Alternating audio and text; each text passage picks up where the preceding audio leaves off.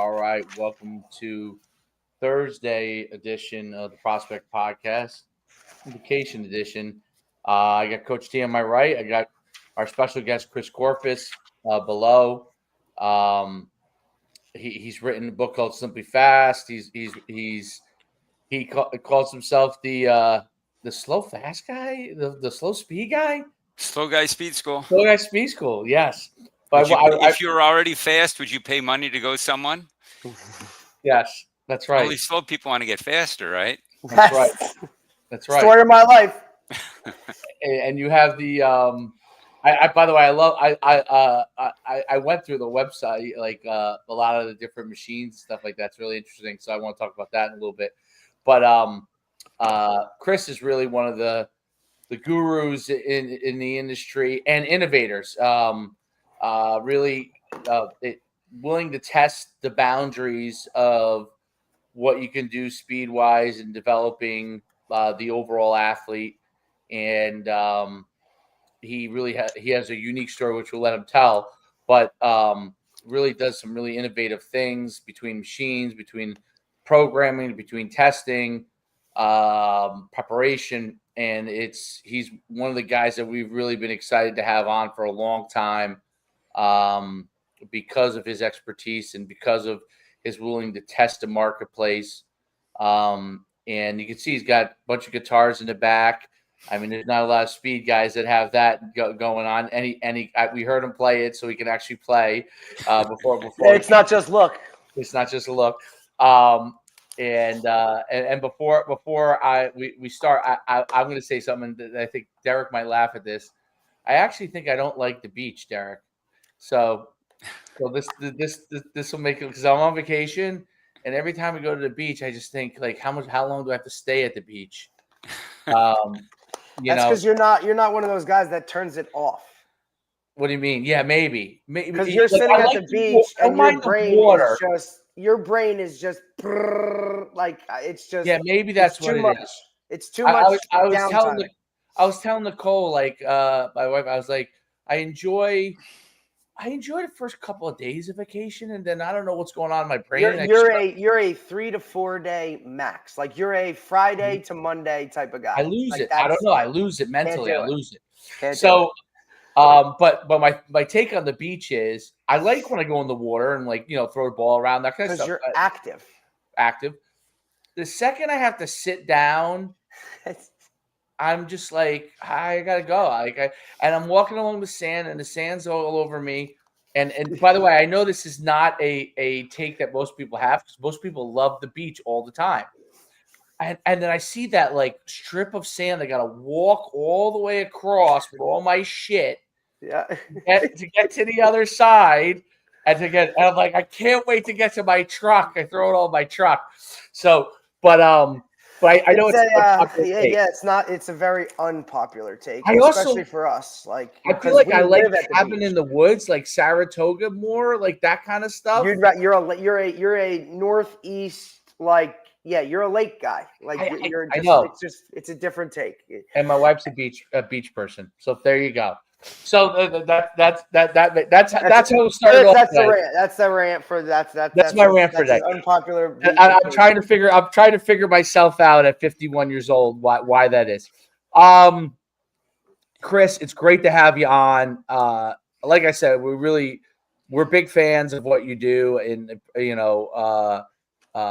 know Derek's wanted to have you on for a long time, and we're excited to talk to you. And you're part of the crew of guys that we really are big fans of as far as things they teach, and we like to crawl inside your head a little bit, just to get some of the nuggets of what you have.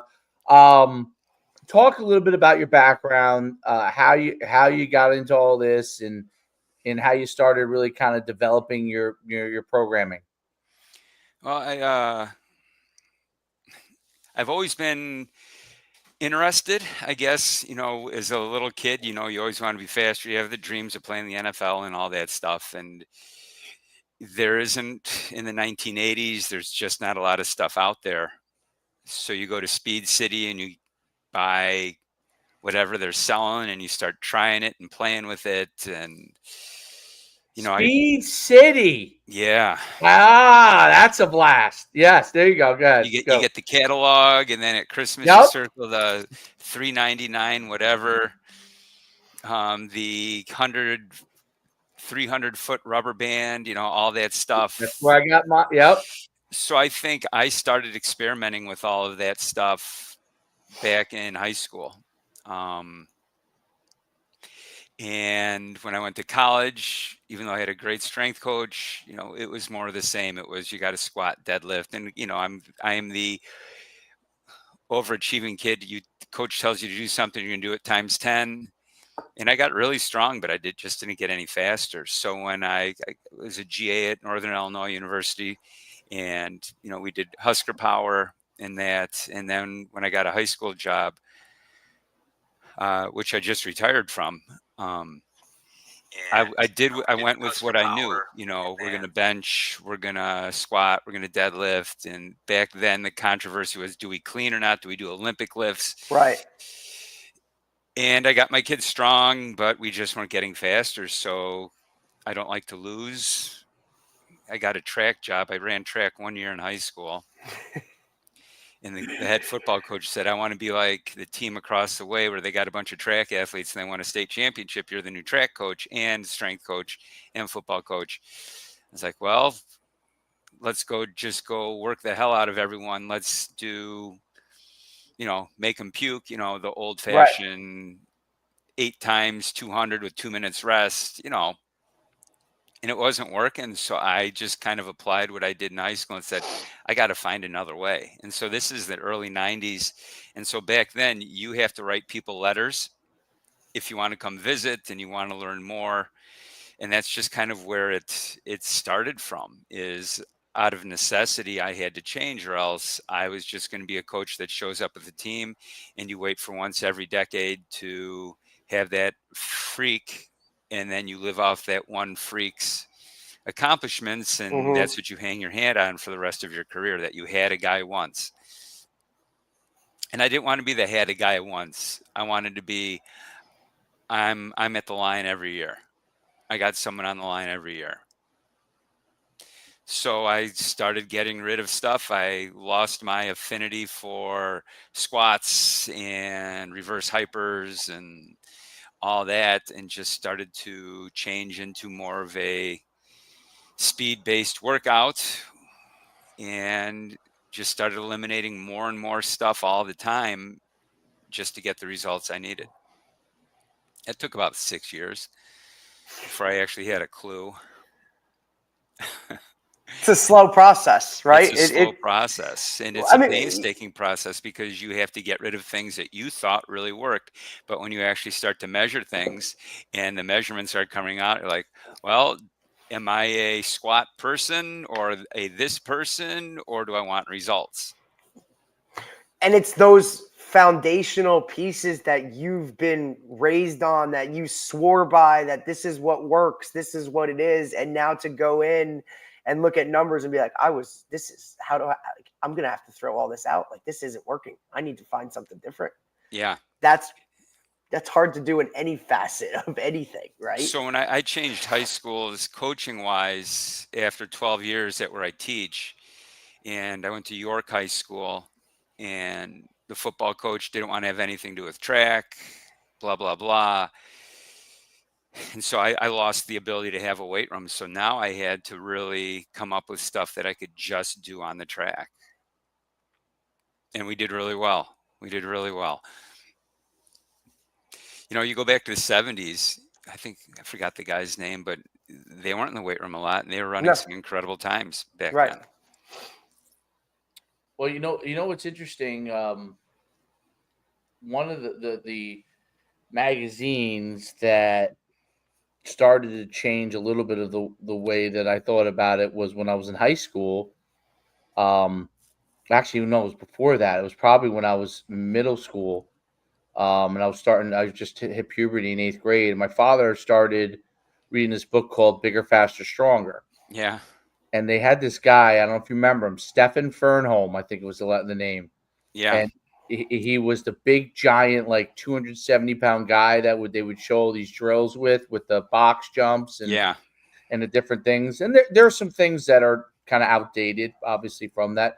But it was like the first time I had seen plyometrics and hurdles used, and I was a hurdler in high school, but used to develop speed. You know what I mean?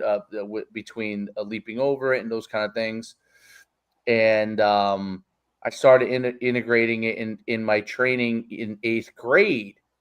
And then it was funny because my father was a track coach in high school, and I was an intermediate hurdler and high hurdler. And I always felt the intermediate hurdles caused my times in the high hurdles to be slower. You know what I mean? And Different race. right, it was a different race. And he would always train me for the intermediates, even though I ran 14.4 in the highs in high school. But I always felt like I could have been a much better high hurdler if I had focused more on the high hurdlers. And he loved me as an intermediate hurdler. So yeah, obviously you did what your coach wanted. Was, I was a 54-second intermediate hurdler, but it was funny because I was a football player. I was 220 pounds as a senior running. So it probably would have been better, because he needed you for the 4x4 relay and all those kinds. But the way we trained was different. So I was integrating plyometrics and stuff at the same time I was counteracting it with training that was very specific to the intermediate hurdles, right? And it wasn't until I started doing speed training myself out of college, away from playing football in college, which I always thought would directly contribute to making me slower. But I couldn't prove it, you know what I mean? Because I was playing and they were like, this is the speed and strength coach, and he's been here for 30 years, 20 years, and everyone loved him, and he was a great guy, God rest his soul, but he's no longer alive. But he was his training methodology was more along the line of torture. So it wasn't until I started training athletes myself that I started to realize, because I did like I started working them real hard, and I was like, wow, this is like, yeah, okay, they're in shape, but they're not like their 40 times aren't coming down, Yeah. And then I started like thinking about, I pulled out like some of the old Bigger, Faster, Stronger books. This is, and I pulled up Bill Parisi's like dynamic warm up and some of those things. And I was like, I wonder if I could integrate some of these things. And then I started to make improvements from there. You know what I mean? Started to figure out these things, that explosion and how to develop it. And amazingly, my guys started getting faster. But what was funny, and I'll wrap the story up because I don't want to take too much of your time because I want you to talk mostly. But it triggered my brain on this. I told Darius, I had this guy, Anthony Pomo, who was became a 23-foot long jumper, was a quarterback, but he was really, we ran the option. And he was so explosive. But if you worked him too much, like literally, he would get injured. Like he was wired so tightly, could jump so high, but he was really jacked but skinny. I don't know if there's a better way to explain it, but like he was short, and little, short. He was short. He was like 5'8", 5'9", maybe. But I mean, could jump like literally like a 40-inch vert. He was like a grasshopper. Like a grasshopper. And I started gearing my workouts more towards what helped him, okay, than what helped the other guys. And what I saw happen was like magic. All the other guys got much better. So I focused on short explosion. We'd be done with a track practice portion of our like we would go out at 3:15. Our jumpers and sprinters, we were done at 4:15 with everything. We give these long breaks to them. This is back in 2005. Give them long breaks. I gave them long breaks because Anthony couldn't go again. You know what I'm saying? That's why I started doing it. He could not go again, right? And all of a sudden, they were all improving. And we won the state group championship in track. Our Anthony won the long jump. He won the 100-meter dash. He was second in the high hurdles. He was fourth in the triple jump. But what was amazing was my second best triple jumper won the triple jump in the state group championships. And he finished fifth in the high hurdles. We were like, but he did Anthony's workout. So it was crazy. Now, he was a big guy. He was like 6'4", but he did not have turnover. Like he was the anchor leg on the 100-meter 4x1, which broke our school record. We were like 43.9 or something, or 40, which was great for us at the time. And because we wanted him to run the shortest because it took forever for him to get going. And amazingly, this guy comes down. He ended up being a 21-foot triple long jumper, a 45-foot triple jump, or 44-something triple jumper. And he won the small school triple jump. And everyone was like, how did you do it? And I'm like, it wasn't until after that I realized I basically followed what my best athlete could do only because he couldn't train. He wasn't like a workhorse, And so I geared my training towards him and all the jumpers. My girls, by the way, in the same meet went 1-4 in the long jump and won the other one, I think, was second or third in the triple jump. My high jumper went 6'4". They all did the same, but they all were doing the same model workout wise. I mean, people would come watch us practice. They'd be hanging out in the high jump mats in between breaks, like laying on the high jump mats. Right, and the other guys, the sprinters and stuff used to be pissed because they're like, these dudes are hanging out and they're doing better than we are. And it's like, what the hell's going on? It's like, all right. And that's where it all kind of like. Yeah, so I started incorporating my speed company that I had, and it was amazing how it changed. So that brings me to you, because I that was kind of like my wow, like that was my wow moment, was really him. I talk about him all the time because I realized, man, he was smarter than me.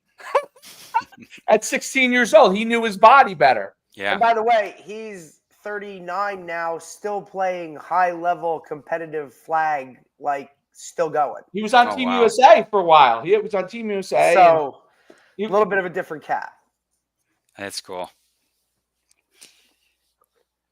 So it brings me to when did you start to really get like, you thought, hey, I'm going down the right path for this kind of stuff. Like I'm making kind of some changes that are making a difference. I think we got some kids to qualify for state and individual events. And then my relays started coming along, and we started doing really well in relays with groups of kids that you wouldn't expect to be in the finals. And then when I cut my football ties, when I left my high school where I was a football coach, strength coach, track coach, we had a new head football coach come in that wanted to do it his way, blah, blah, blah. Didn't care. Everything we did in the past was bad. He was one of those guys. We lost 5 games in 4 years, and he came in and said, you guys have been horrible, even though we beat his team in the playoffs by 33 points.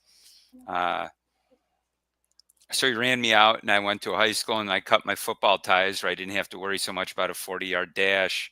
Yeah. And other things. Then I could really focus and get some really good results. And we won some state championships and almost broke some state records. And so that was probably 98 was probably when it really started to click. So it took me about 5 years to iron my own shit out, and start cutting stuff and,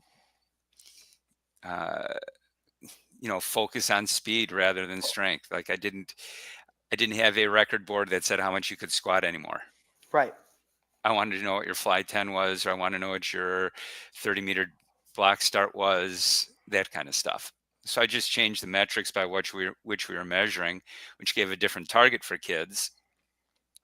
I think strength coaches, they build strength, and the best way to build strength is squat. And maybe there's a kid that got a lot better or a lot faster because he squatted a lot of weight. And I think that's where the old, the whole idea comes from. Strength is the mother of all things. This one guy ran really fast and he could squat a lot of weight, and we're going to try to make everyone like that one guy. Right. Because part of what a strength coach does for a football team is every head football coach, we got to get bigger. We just need bigger kids. We got to armor up. But coach, maybe some of that weight doesn't help make you faster. Oh, we're armoring up. We got a long season. You got to protect those joints and things like that, because they're going to get hit. They're going to get hit. It's always about the duration. I know they're going to get hit.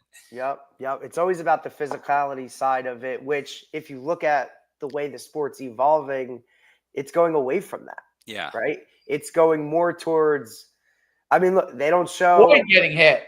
the top 10 highlights on ESPN are no longer like, big hits. That's not a part of this anymore. Like, you can't hit somebody going across the middle, right? Like, there is a lot of things out there that is moving the game more towards almost a flag 7-on-7 type of world where speed is now almost like, and you're talking, I still coach high school football. It's like, that's where like guys would rather have faster guys than they would rather have bigger guys. And it's can't hit what you can't catch. That's it. It's a real different metric. And we talk about this all the time with coaches. You coach the way you were coached, right? So it translates over to the same thing, right? If that's the way you lifted or gained strength, that's what you do, right? So to be the guy that says, no, let's look at it this way, right? Because every parent in the stands is telling you that's not how it should be. Every administrator that doesn't know what they're talking about, they're going to tell you that's not what we're doing. Every other sport coach is going to be against you because, that's not the way to do it.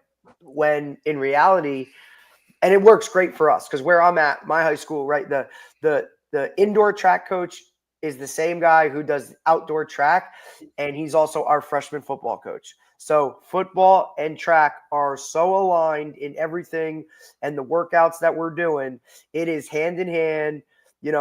Feed the cats. That's how we roll. And it's, it works. And this is a traditional program that was built on bigger, faster, stronger, weight room numbers. I mean, boards for days on who squatted the most. I mean, we have a weightlifter of the year for how much weight, all dating back to this late 60s. I mean, this is what this program was built on.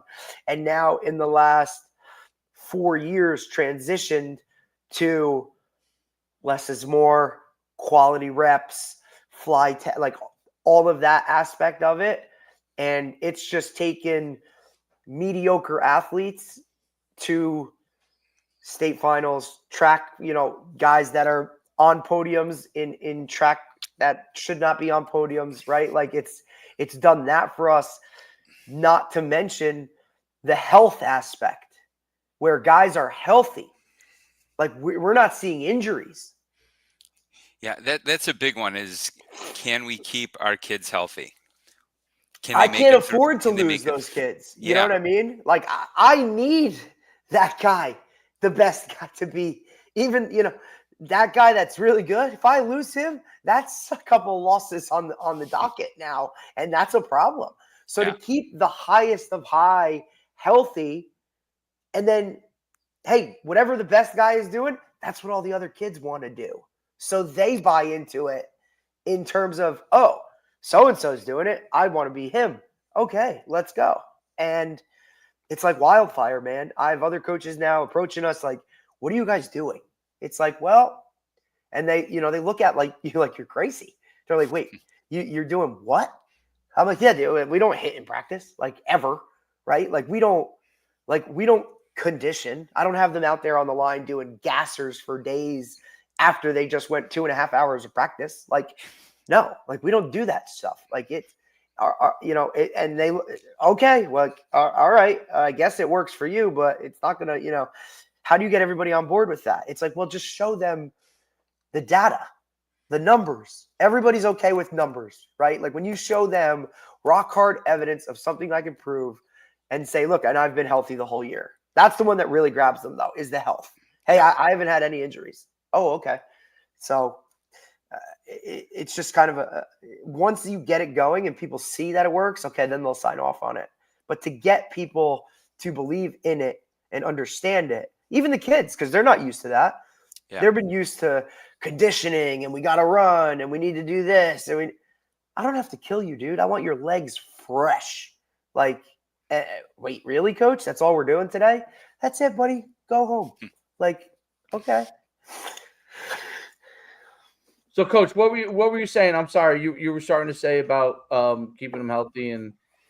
Well, it's just that's an important aspect to high school sports or college sports, professional sports. I think the higher up the level you go, the more emphasis becomes, can we keep that guy on the field? What do we need to do to make sure that that athlete's on the field for 16 games, 14 games? And even in high school, we can bring them along, but we also want to make sure that we have things in place to keep them healthy, because there's nothing worse than wrecking a high school kid's dream with an injury out of, this is what we do. This is how, this is our staple. This is our program. This is who we are. Yes. This is, we grind and all that.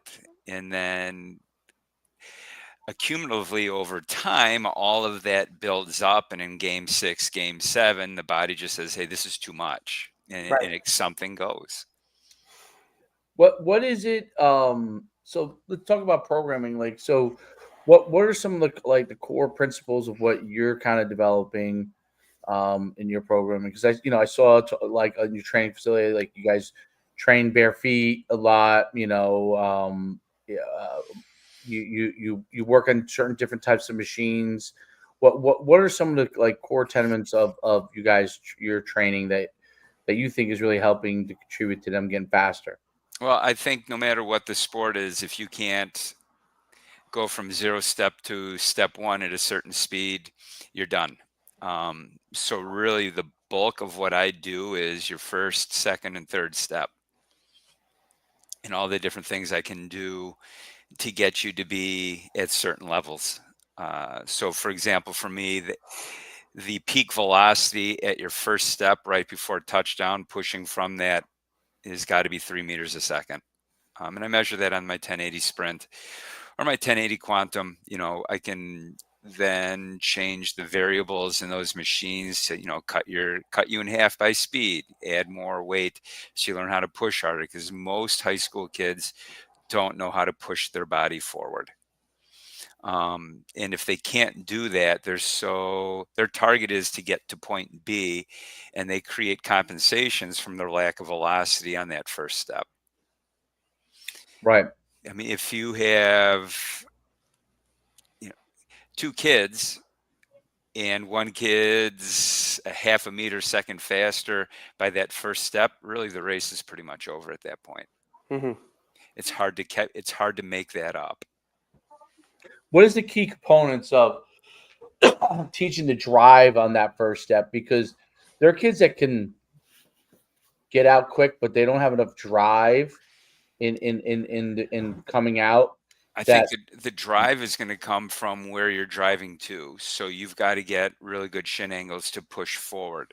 So you could have someone that's got these great numbers and, in the weight room, but when they push, they're pushing up at 60 degrees compared to a kid who's not even close to that person, but they're pushing at 30 degrees. The 30-degree person is going to win every time.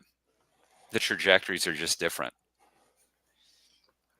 And then how do they continue to carry? So how do you build on it from that first step to be able to carry and then continue to accelerate?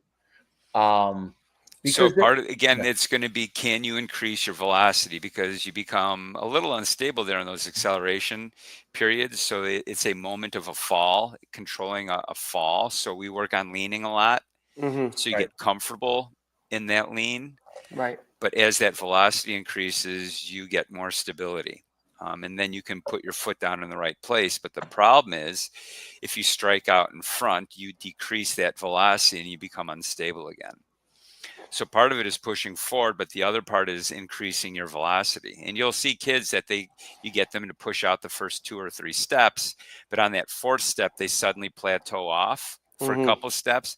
They've lost that velocity at that point, and now they have to cheat. They've got to put a lean into it so they can try to keep their velocity. Otherwise, they become unstable and they slow down.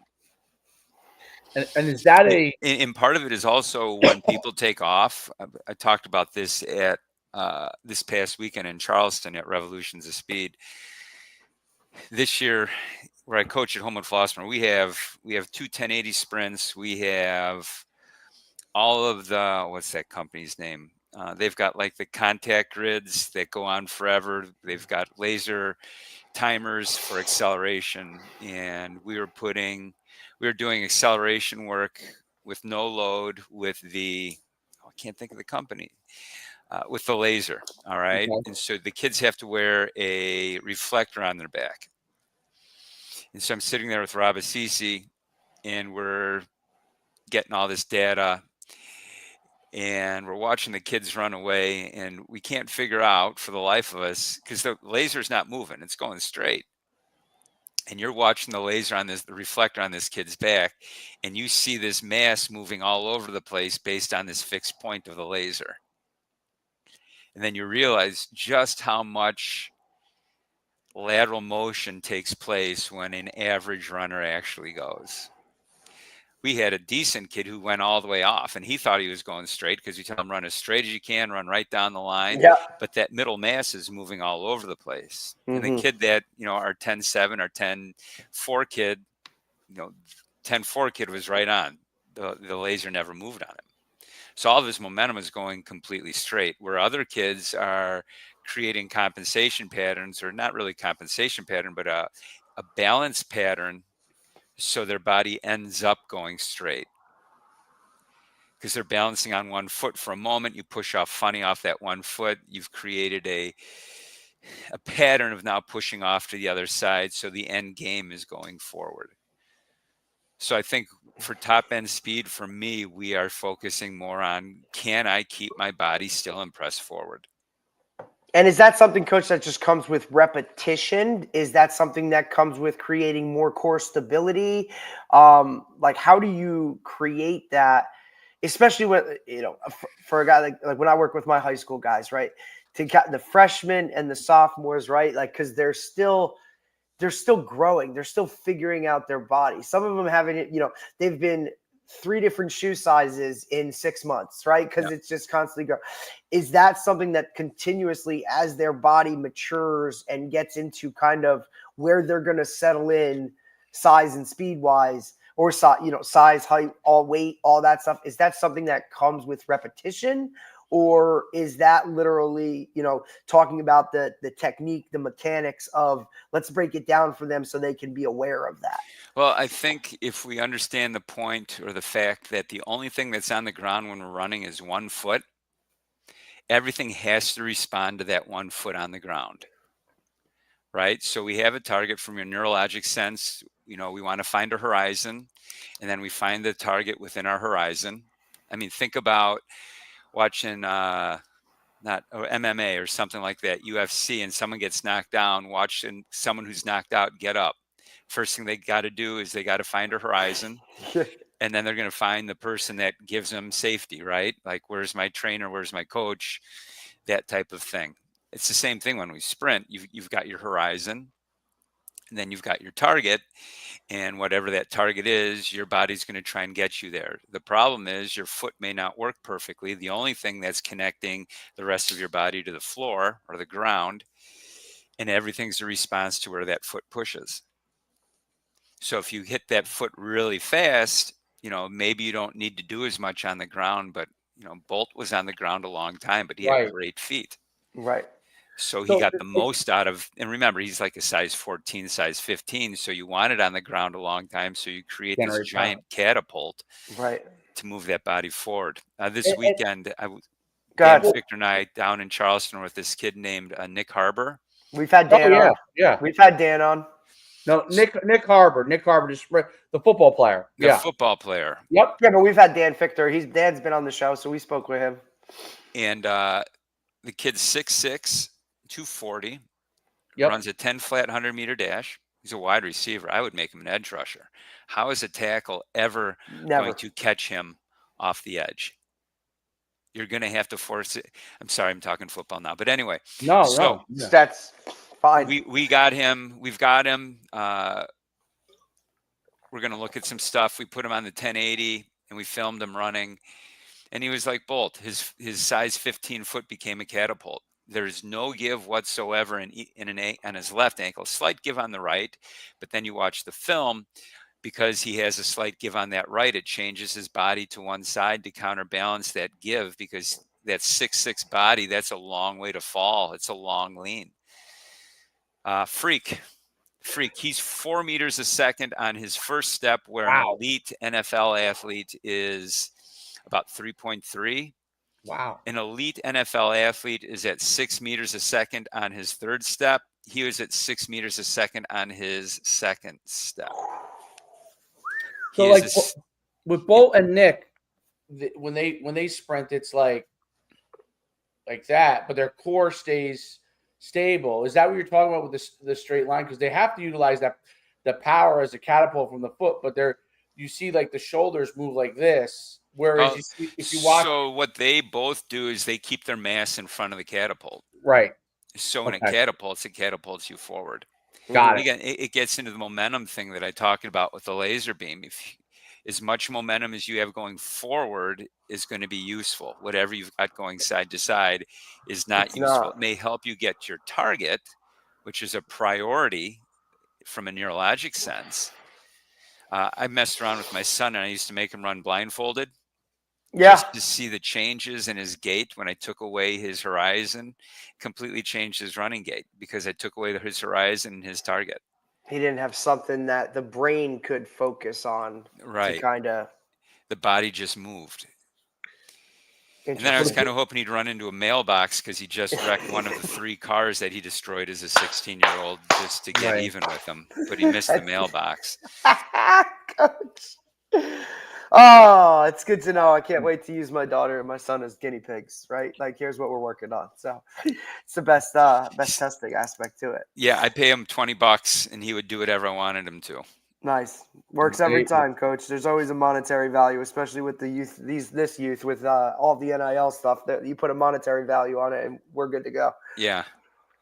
So it's interesting because when you watch Bolt or Nick Harbor run versus Noah Lyles, who's much more in his sprinting, much more straight ahead than you would see Usain Bolt. Is it due to the fact that the size is so much bigger and they're using those feet as catapults, and they land also, right, like towards the outer part of the ball of their foot?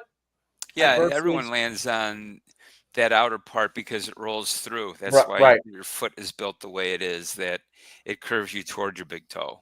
Noah Lyles is a human-sized person. Right. So he doesn't get the benefit of those longer levers. I don't it's rare to see someone that size run that fast. Right. Because of the height. The height works against you at that point. Is that right? But they get their height out in front. Right, and they use that. Yes, they use it to their advantage. And when they're up to speed, it's the same thing. They kind of, they all do this, but it's just they're really good at getting to the ball of their big toe, which creates a bigger spring.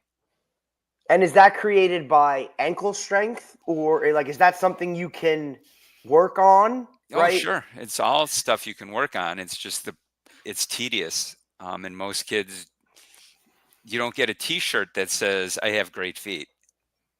I built great feet. I mean, nobody wants that T-shirt. Well, it's interesting because and I want you to talk a little bit about the barefoot stuff, because I saw the girl who broke the middle school national record, ran like 11:39. Both her parents were sprinters in college, and before she did that, she now only ran in local meets. They never really traveled her, and she only trained barefoot and on grass for the most part. But she never trained in with shoes at all, sprinting. And so now, of course, that becomes a thing where people are like, oh, and you see Matt Collins, who plays for the Buffalo Bills, is it? I think. Who Matt Collins, who walks around barefoot. Oh yeah. He's the Bills guy. Yeah. What does barefoot training help you? Does some people aren't ready for it while you're working out help you? Does it make a difference? Does it create more stress? What is the kind of benefits of it? Because there's so much stuff about it, good and bad. everyone's different. Everyone's got a different foot. Some people are genetically have better feet, so they're probably more able to use it. Whereas some people need that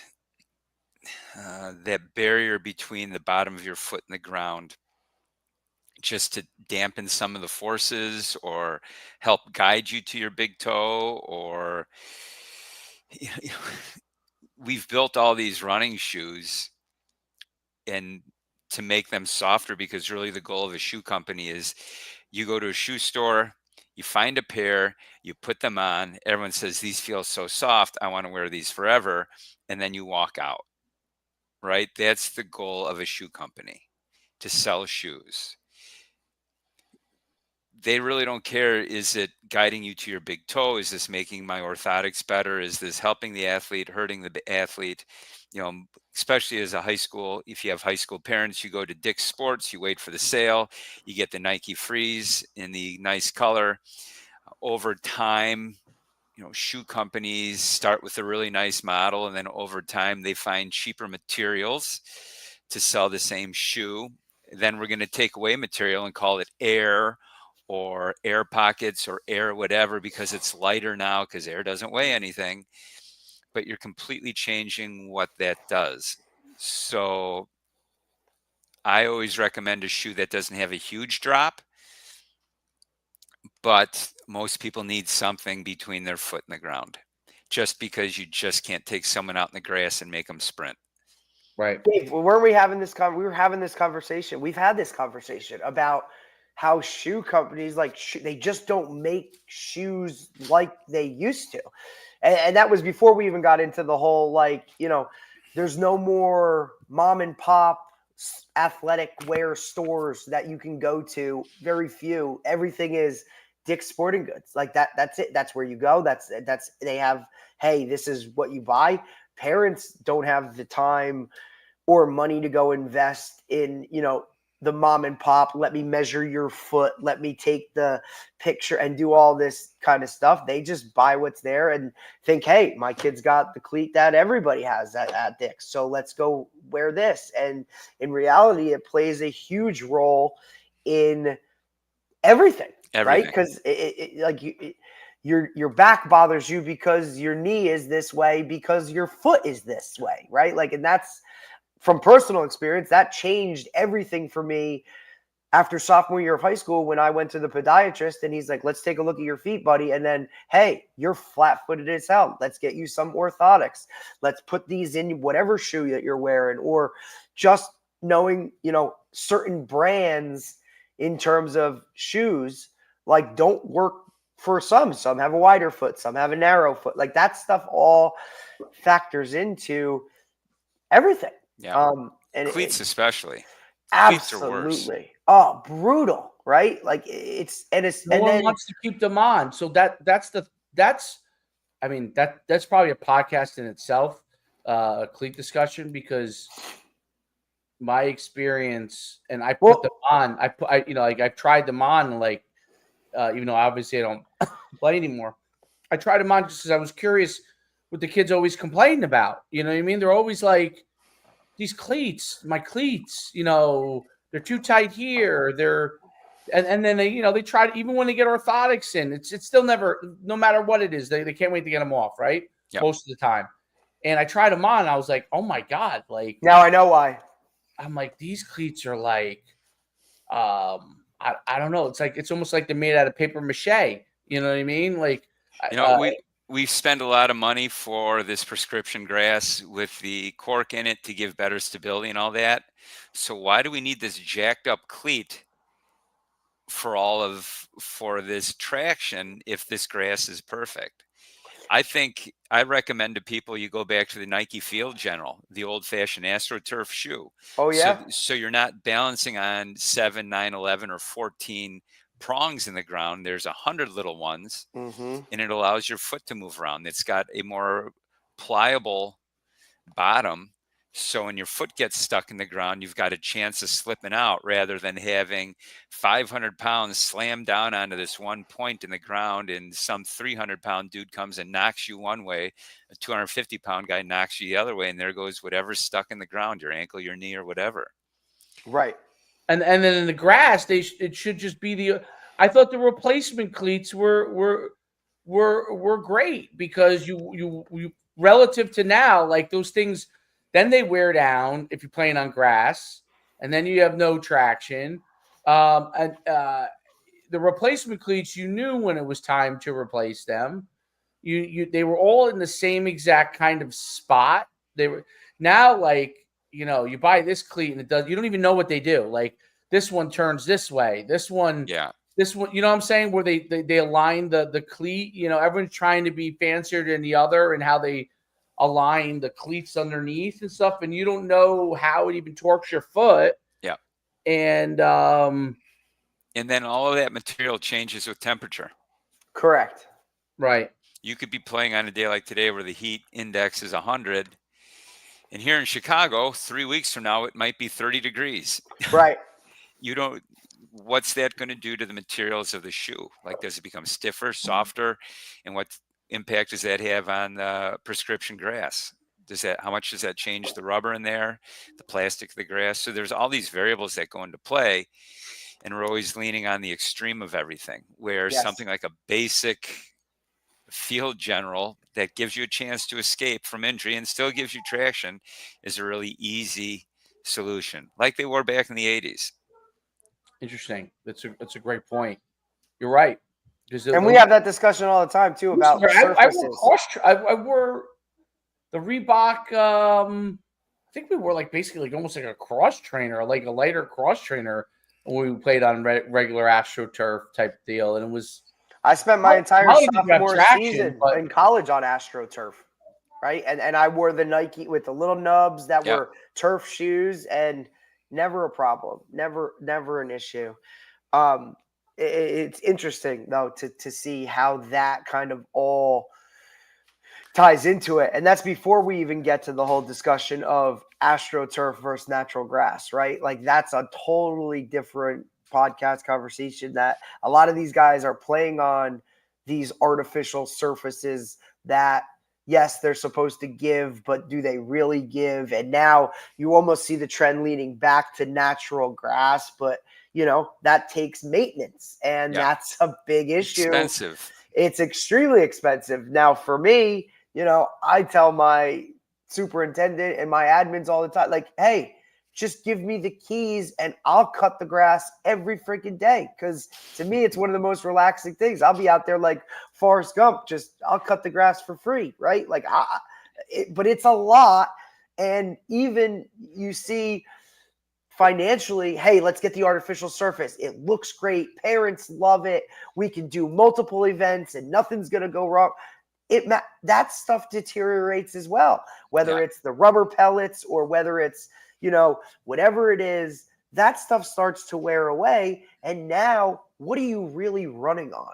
Right. And like some guys play on Astros or play on, the artificial surfaces, but they practice on natural grass or vice versa. It's just a very different world when it comes to, especially in a place like, even for you, coach, like Chicago, where majority of the season it's cold. Things are frozen. Right. So now you're out there on a natural grass surface. Are those cleats even digging into anything? Right. Yep. Like, so how much can you really, and we're talking about like I want your top speed, all these angles and things that means nothing when you can't even put your foot in the ground. Yeah. Coach, to shift gears a little bit, I'm just curious. Things like turnover and leg speed. And I see a lot of the stuff you have, like, you talk about like the 4-way hip machine, which I think is a great, the abductor. That machine's amazing. I don't know why football coaches don't use it. More track coaches don't use it. You have I used to call it the jump machine. I can't think of the name of it, but basically you come into a squat and you explode away from it. We used to have that in our training facility back in the day.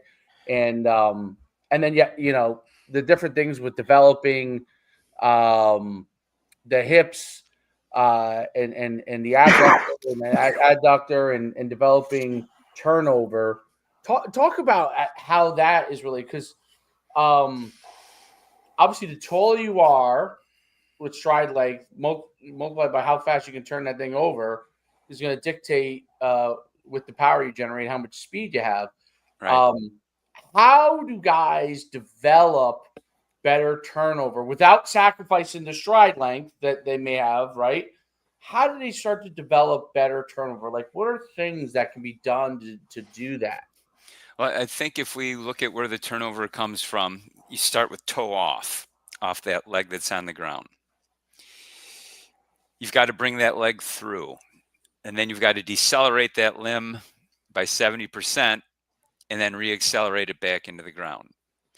So if you start from toe off, the faster you can bring that leg through, because you know it's got to decelerate by 70%, the more speed's going to be that limb is going to have coming into the ground. So what Ken Clark calls tangential velocity. So if I've got to bring this leg through and I'm in the air while that's happening, right? And or my leg is on the ground and it's coming through and there's this moment of being in the air, you've got to have really strong obliques, because what you want to have happen is that the system has to stay very stable for the leg to cycle straight. If you've got this target and you've got the middle of the body going all over the place, the brain's going to say, wait a minute, if the leg comes in that fast, we're going to go somewhere else. So I think you start by getting a really stable torso. That includes a shoulder that's in place. Everything stays in place. You're going to get a faster leg to come through. When that leg is coming through, there's a variety of different muscles that initiate and move that through. Whether it's your rec fem, your TFL is going to start to rotate that in. Those are what's going to really develop that power to come through, because you're going to reach peak power when your knee is about or just passing the other knee. So we want to be as powerful as we can from toe off to knee, just passing the other knee. So what I do is whether you got rubber bands, cable, whatever, I'm going to just rip that leg through and develop that hip flexor force. And that's something that I've spent a lot of time on in the last 2 years, because I realized that's where the power has to be. You look at really good sprinters, they've got really well developed anterior hip development. So that's something that you can work on. And then you take the weight off and just practice swinging that leg while challenging your torso to not move while you swing a leg. So I'll put hands up high, hands up on the side, one hand, and swing a leg to force everything not swinging to hold still. Do you think drills like what the like pole vaulters do, where they come with the full swing up in the air, forces their obliques and their hips when they invert? Do you think drills like that develop those kind of areas? When I see people doing all their hip mobility drills, I see their whole body moving all over the place. Okay. So that looks like a body shakeup or something. Right. When really what we want to develop is how quiet can the rest of my body be while I swing my limb through the hip joint. Got it. And most high school kids cannot bring their knee past their other knee without contorting their torso some way. Now, is that because they've just never been told that, Coach? Could or be is a that million just things. You just don't have the strength. You don't Right. have the movement knowledge. You've never been there before. Think about all the running drills that we do.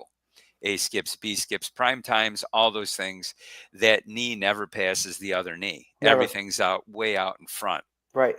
When really all the business of what we do is when our knees are close to each other. That's why you'll see some dude that really scoots and he doesn't have this huge knee drive or anything like that. It's just he's got a lot of power coming back and forth inside that, 30-degree pendulum. Right. Pistons. Yeah, well, it's not Right. really piston. Piston's up and down. This is more circular, an angular velocity, torque. So if we have a ratchet, it goes all the way Yes, around. We're just yes, working yes. this one range of motion. Got it. So if I've got a torque wrench and some asshole puts a joint in the middle of it, am I going to be able to take the bolt off of whatever? No. Got it. That makes a lot of sense. So it's almost like is the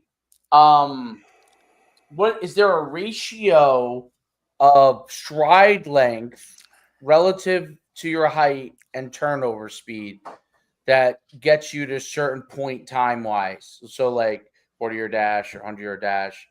You know what I'm saying? So like if Yeah, I'm the longer the levers, the harder it is to move. But right, Nick Harbor got out as fast as someone who's 5'8". So right. does he like debunk everything that you've been, or does he just kind of No, he's a freak. got Yeah. it? So he's in a category by He himself. is the freakiest athlete I've ever seen. And Dan Fichter said we're looking at each other and we go, Usain Bolt was great, but Usain Bolt weighed 180 pounds. This Right. guy's 60 pounds bigger than Usain Bolt and Right. taller.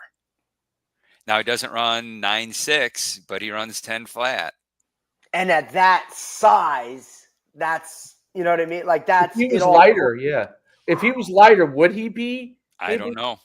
I don't Like, know if what he happened wasn't a to him. football player and he was actually lighter. Well, if you look at him, you would say, there's no way he's 243.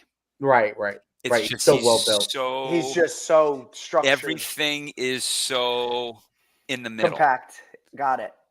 And I think that's a problem that we have with bodybuilding moving into athletics is we make our limbs a lot bigger.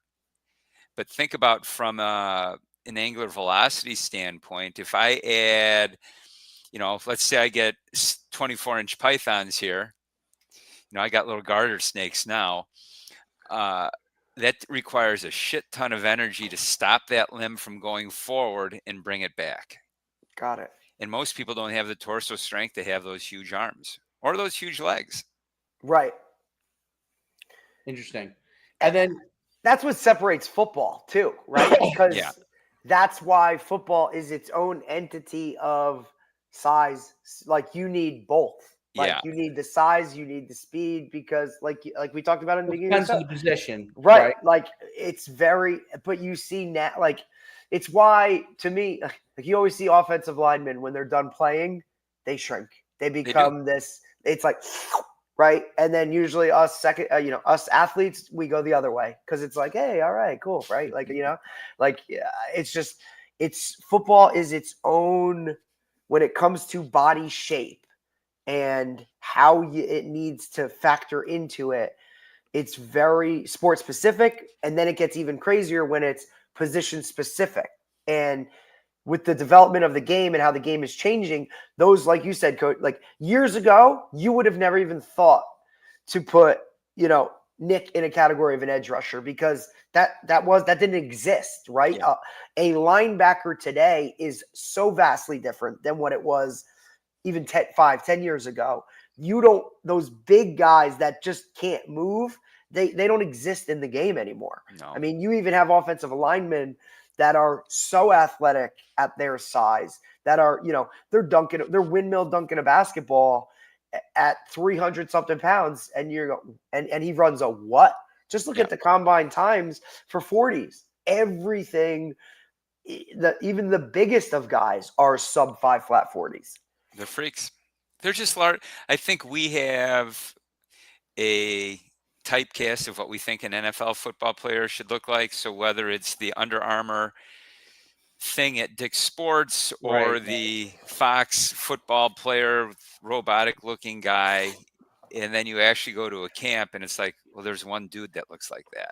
Correct. They're sleek, dude. I brought my son to Micah.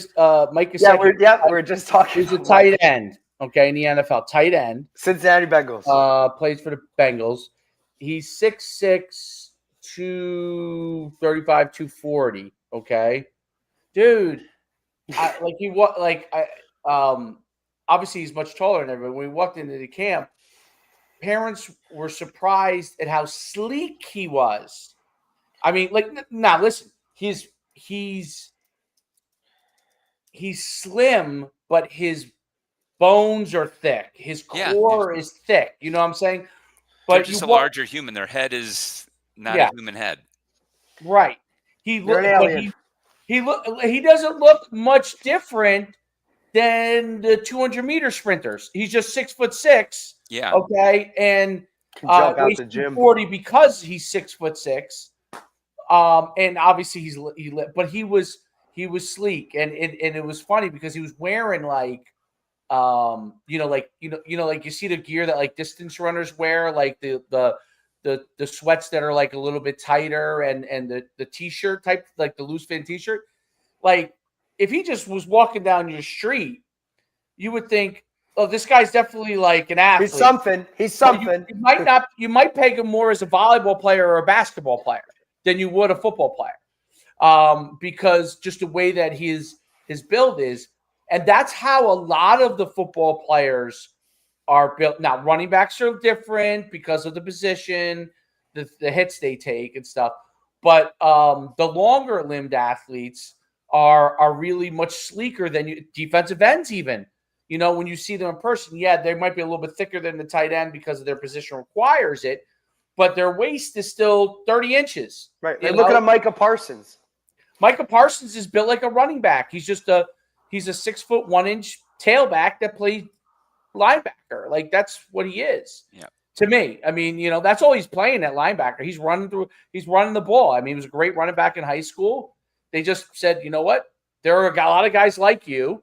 Flip you over here, and now you could be one of the greatest guys. And I think that's what's changed. Whereas the linebackers used to be, fill an A gap, try to kill a guy. Yeah. Whereas now they have to track down running backs. They have to be able to. They got to go sideline to sideline. When they make their moves, you have to be able to be stable enough to be able to react to it. Yeah. And that's the interesting thing. I'm curious. When kids come and train with you, how much do their parents know about this?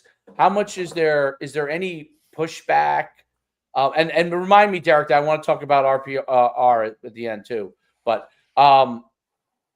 is there any like pushback on it? Because I'm sure when you start training people, for the most part, they probably have no idea what you're doing. Talk about that educational process. Well, they show up. I film them running. I film them starting. I put them on the 1080 and get 1080 data and said, here's where they're at, and here's where they need to be. They've done X, Y, and Z. Because remember, if you're showing up at my house, this is an act of desperation because I train out of my basement on my street. It's awesome. Your neighbors must love you, Coach. Well, they're good with everything. Everyone in my neighborhood's like in their 80s, so they're like, "Wow, this guy's got the kids out running." There's people around. I think that's what they're happy about. Right. Gives them something to watch. And some people don't come back when I lay it out for them. That's not what they wanted to hear. And I said, what? I don't pay overhead, so this isn't a business for me. I don't have to worry about butts in the door or anything. Right. If someone doesn't show up, I come with my room and I play guitars. So some people come once, that's enough. They heard enough. It wasn't what they wanted to hear. Right. But I said, some really big people pay me to do things for them. I've been doing this a long time. And some people come back. Some people come back for years. So I think that if a mom shows up, they have an idea, and a dad has got they're either the ex-athlete that wished I was around when they were in high school, or it doesn't fit in with what they did, and it goes against what they thought was going to happen, and they don't come back, which is fine. Yeah, I'm not for you then. And we say that all the time because we're an acquired taste, right? But we are at the end all be all. We are two coaches that are ultimately honest with every one of our players. Sometimes it's not what they want to hear, right? We are not the guys that are going to tell you everything that you want so that you can keep chasing something that might not be there, right? We're going to ultimately just lay it out for you, and we're going to show you why, and we're going to give you the process that we feel is going to be the most positive for you to put you in a spot for the opportunity, right? Because nothing is guaranteed. And, we'll track you and say, hey, look, we see you trending this way. This is probably your best opportunity. Some people don't like it. They don't want to hear it. They want to hear that they're going to Alabama, and that's not who we are ultimately. And that's hard because I think, especially now having become a parent, I see it. Little Johnny is the most important thing in their life. And like you said, and you want to give him his dream. 100%. I don't want to be the guy that has to crush that you're not going to go to Oregon, dude. Look, I want you to send me Nike gear every week too. Like, as your coach, I want to be that guy. But I just feel if you genuinely care about your athletes to that level, then it's you need to be honest with them. Yeah. Right. And sometimes that conversation, especially now, needs to happen with parents, because it's no longer when an athlete gets in the car after a game or after a meet or whatever. It's no longer, well, why didn't you do this like what your coach said to do? Why did you what? It's, well, your coach doesn't know what he's talking about. This is what you should be doing. I think that's more of the conversation now that parents need to understand. Like, that buffer is not there, right? And kids always want to know why. So when you can give them that hard data, like you said, like they show up for a session, you put them on all, here's the numbers, this is what it is. Some people still don't want to believe it, right? No. I have an athlete that's gone to, too. right. It's a like this doesn't happen overnight. That has to be the hardest part, because speed, and I'm quoting Tony here, Holler, speed is something that happens at a very, very slow pace, the development of it. And it happens over long periods of time. And that's the hard thing for people to understand. Because I think, like you brought up, just the drill to develop the hip flexors, right? And to get them to stay stable. That takes time to create that stability while they're able to isolate the hip flexors. Because you're right, they want to lean when they're doing it. They want to push off harder, right, when they're doing it. And they're moving the body every time. And that takes time. But once it starts to happen, the correlation, right? So there becomes a correlation to how fast they're able to run. And the correlations that you're pointing out are obviously, in a lot of cases, very different than a lot of their, especially football players. But in a lot of other sports, they're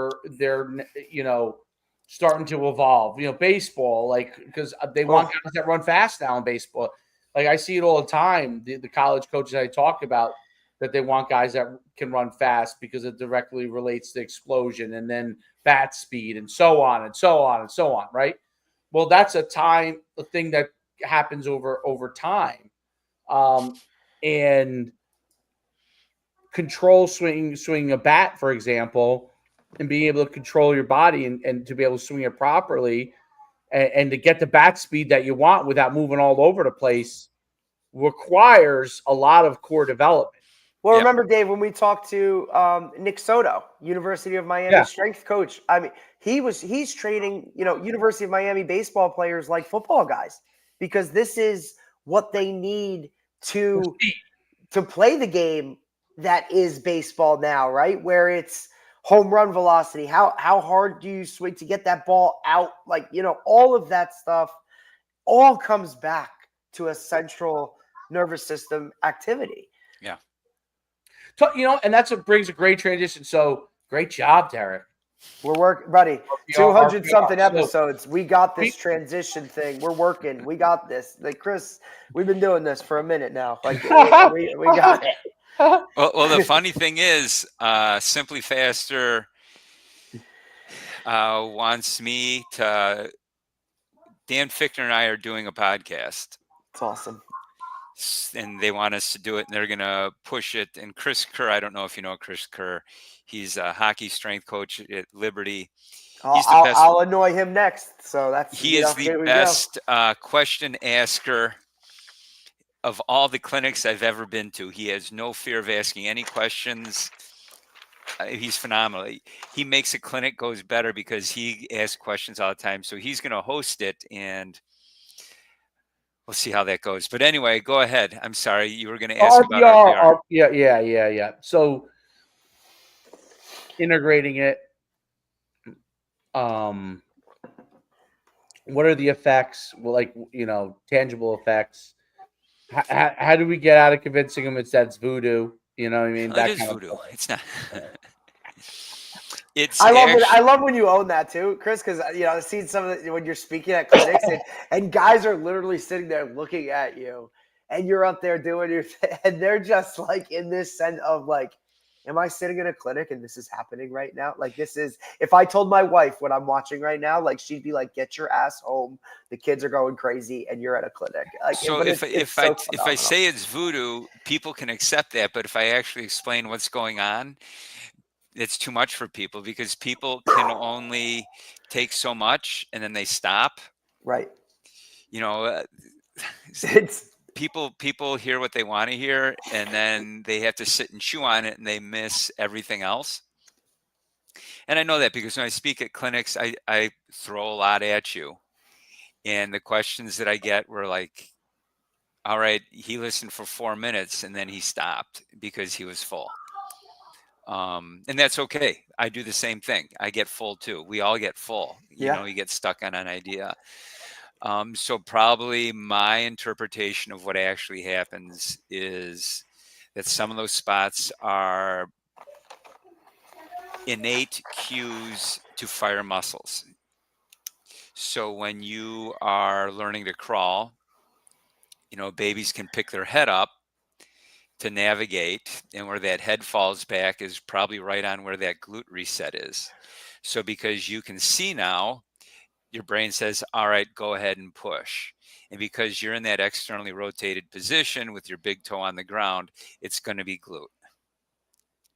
Likewise, to go into hip flexion, to take that next step, dragging your knee forward, because I think everyone remembers these points when you have little kids, where you're rubbing on, because remember, kids rock back and forth before they actually go to Yeah. crawl. They're rubbing right on top of the psoas reset spot. And so we are just tapping into a innate cue that we all have, and it just gets that muscle to fire.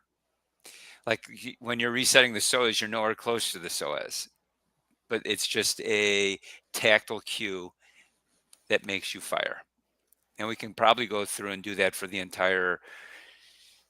very basic stuff.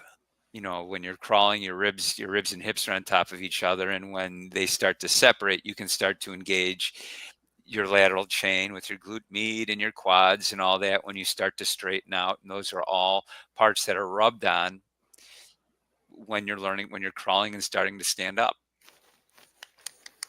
Because when you start to stand up, what's the first thing you do? You grab on something to a side, and then you try to take a step.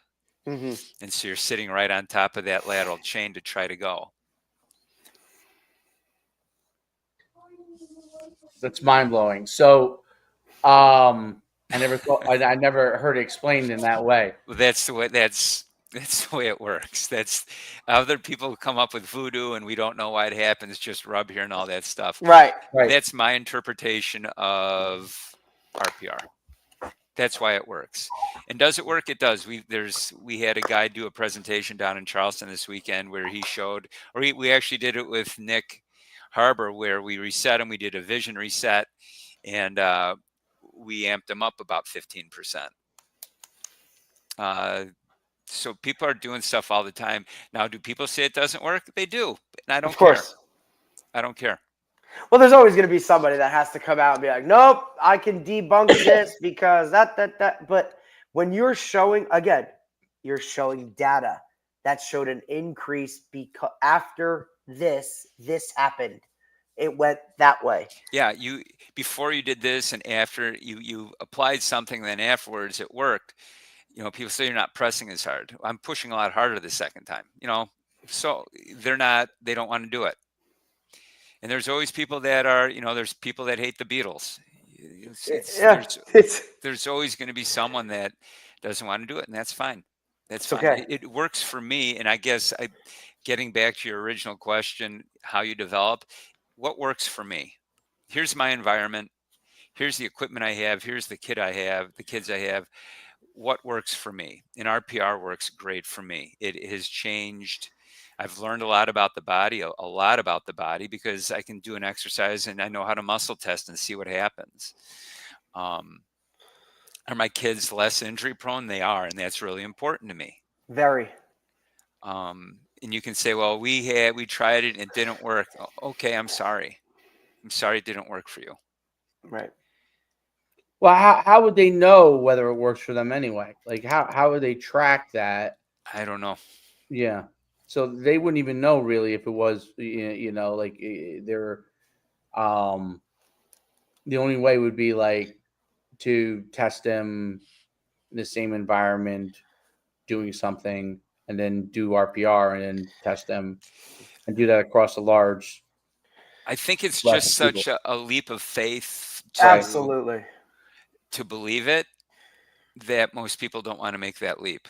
Because I have orthopedic surgeons who do it, and they're like, how come this isn't all over the place? Right. And I said, because you're asking Cal Dietz and Chris Korfist, two coaches who don't know anything about marketing, because 90% of business is marketing, maybe more. Right. We go out and do clinics. We made the videos. We just don't know how to market. We don't know what we're doing. We think we do, but we're fools. You're figuring it out like everybody else. We're not figuring it out. We're failing. We're failing miserably. Well, that's funny. Well, maybe we can help, Chris. Maybe we can help you with that side of it and get a bunch of voodoo into New Jersey. So to right? make it worse, we're coming out with an app. It should have been out years ago, but it's coming out any day now. I saw that. I saw it, and it's free. It's an RPR app, right? And what it'll takes you take through you level through 1. it. You put it on your phone. You say how long you want to do it for, and then there's a girl that takes you through it. It's awesome. So we're giving it away for free now. If you want to learn about it, then you buy the courses. Right. We probably have another level. We have a vision class that someday we'll make. It's just we're both so busy. I probably have an internal rotation program somewhere within me.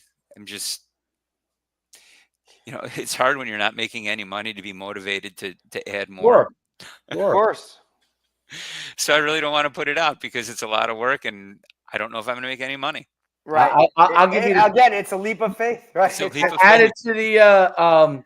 You ever see these stretch labs that pop up all over the place? Yeah, for 2 years and then they're gone. Yeah.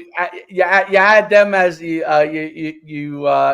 license that program to all those people because they need their businesses go like this. Yeah. You know what I mean? Like, because they get people in, people get stretched out, and then they're like, well, what?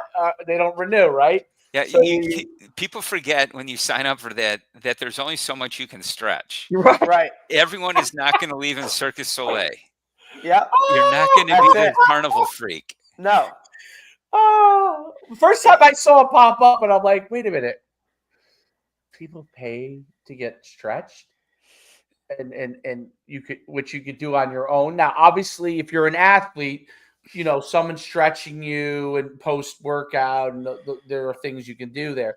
But I just thought the average person going there to do that, I can't see that as a long-term business model. But hey, that just came off the top of my head because they beat my ass because they're franchised, they're national, they probably sell stock. Someone got rich for a short period of time. Yeah, definitely.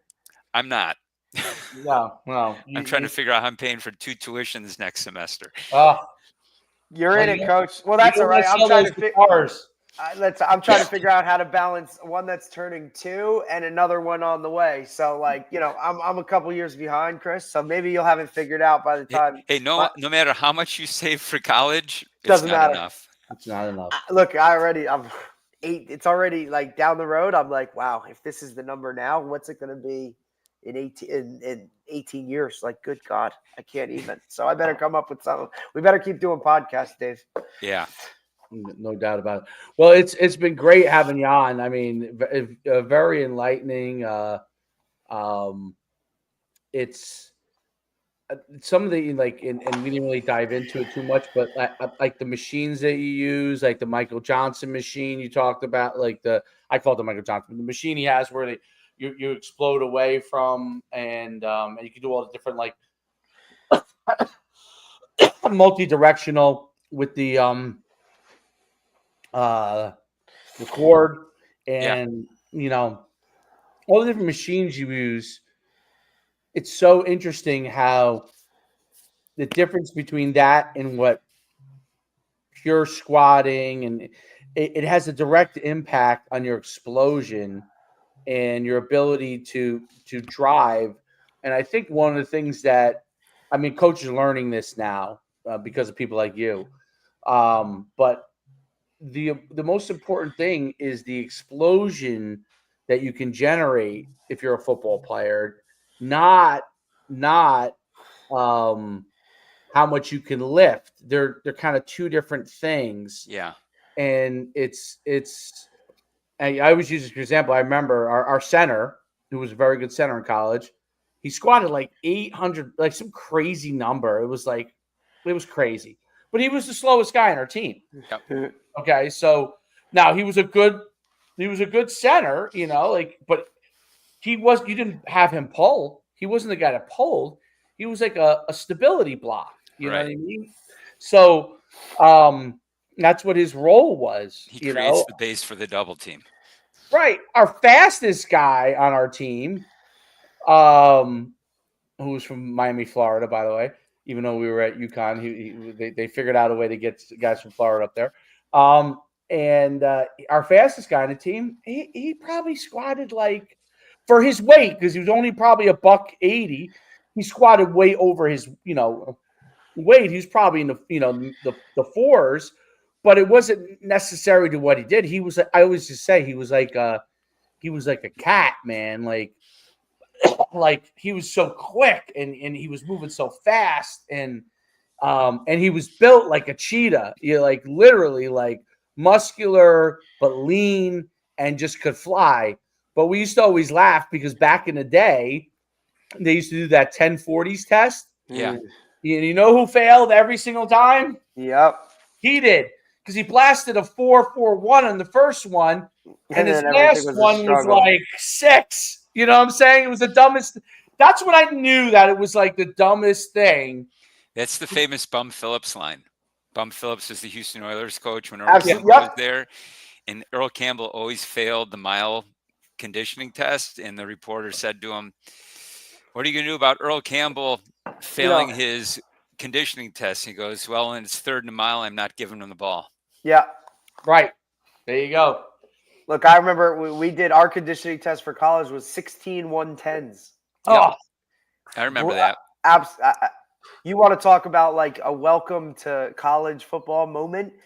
Not in terms of, I mean, look, we knew we were doing it. I prepared as an incoming freshman, but it didn't matter how much I prepared. Like you're still, when you're on that line and you're on number 10, you're done. It's over. And you could have trained for that forever, but you throw the adrenaline component into that. 100%.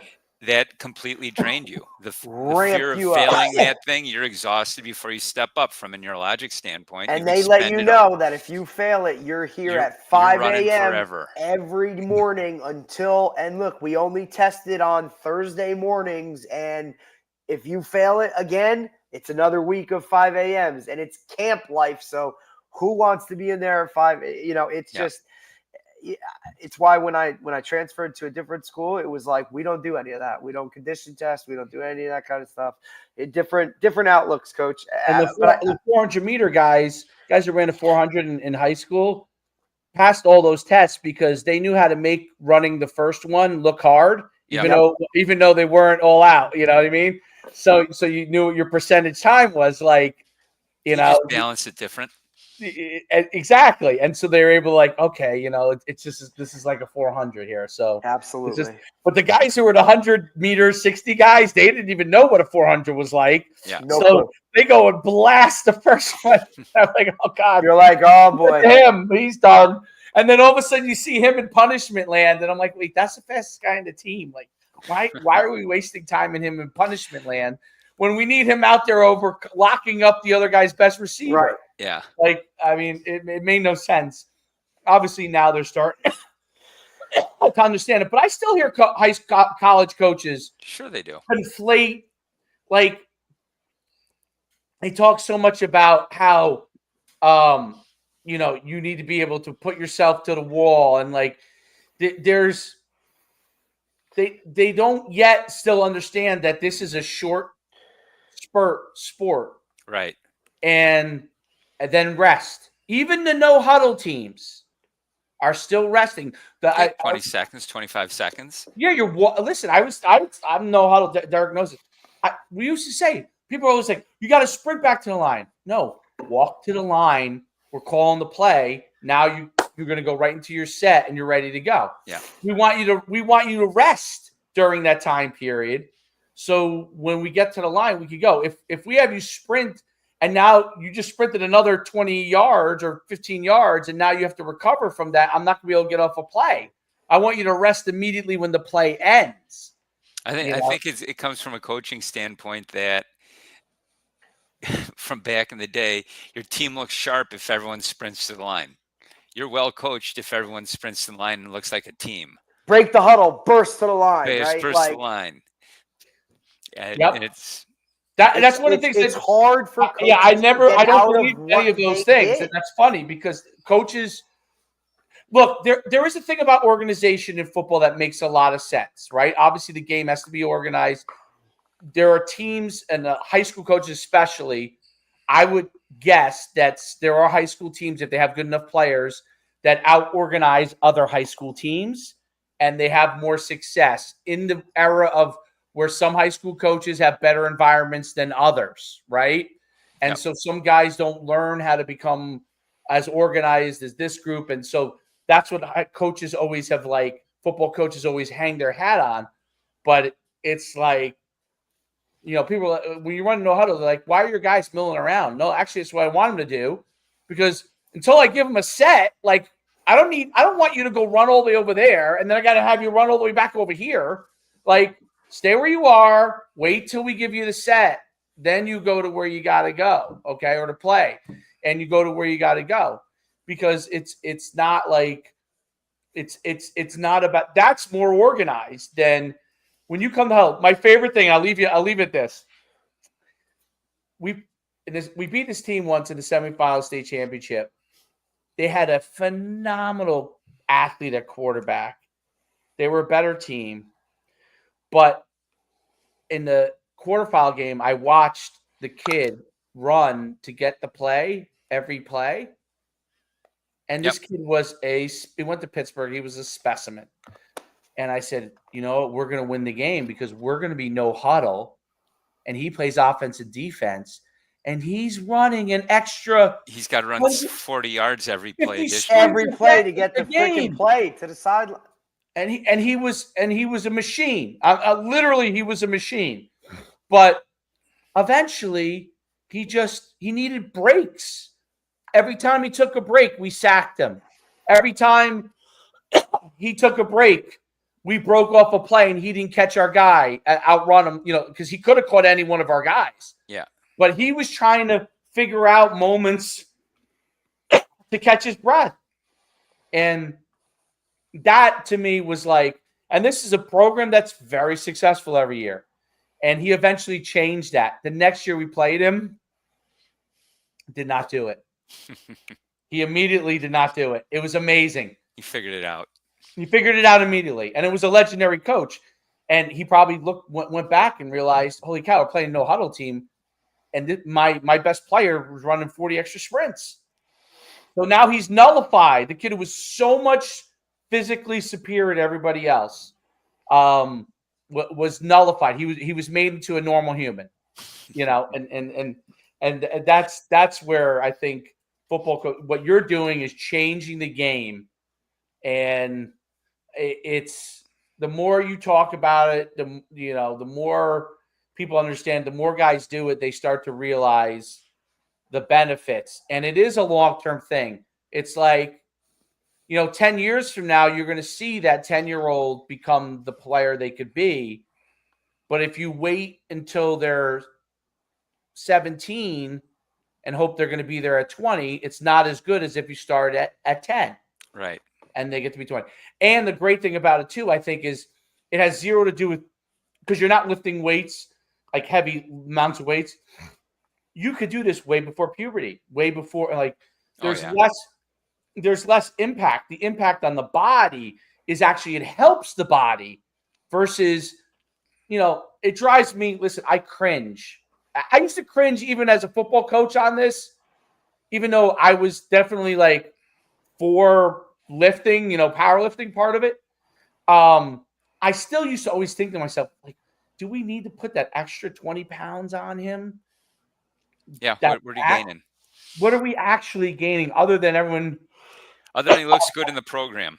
So when looks the good other from a opposing video coach looked at it, He goes, gets off holy the bus shit, look at the first. size of that line. Yep. Let him get off the bus first with no shirt on. Yep. No shirt, right? Shirt off, right? Like, here you go. Oh, all right. Like, we used to play a team every year in high school. They would bring their weights to the game, and they would lift in the parking lot before the game.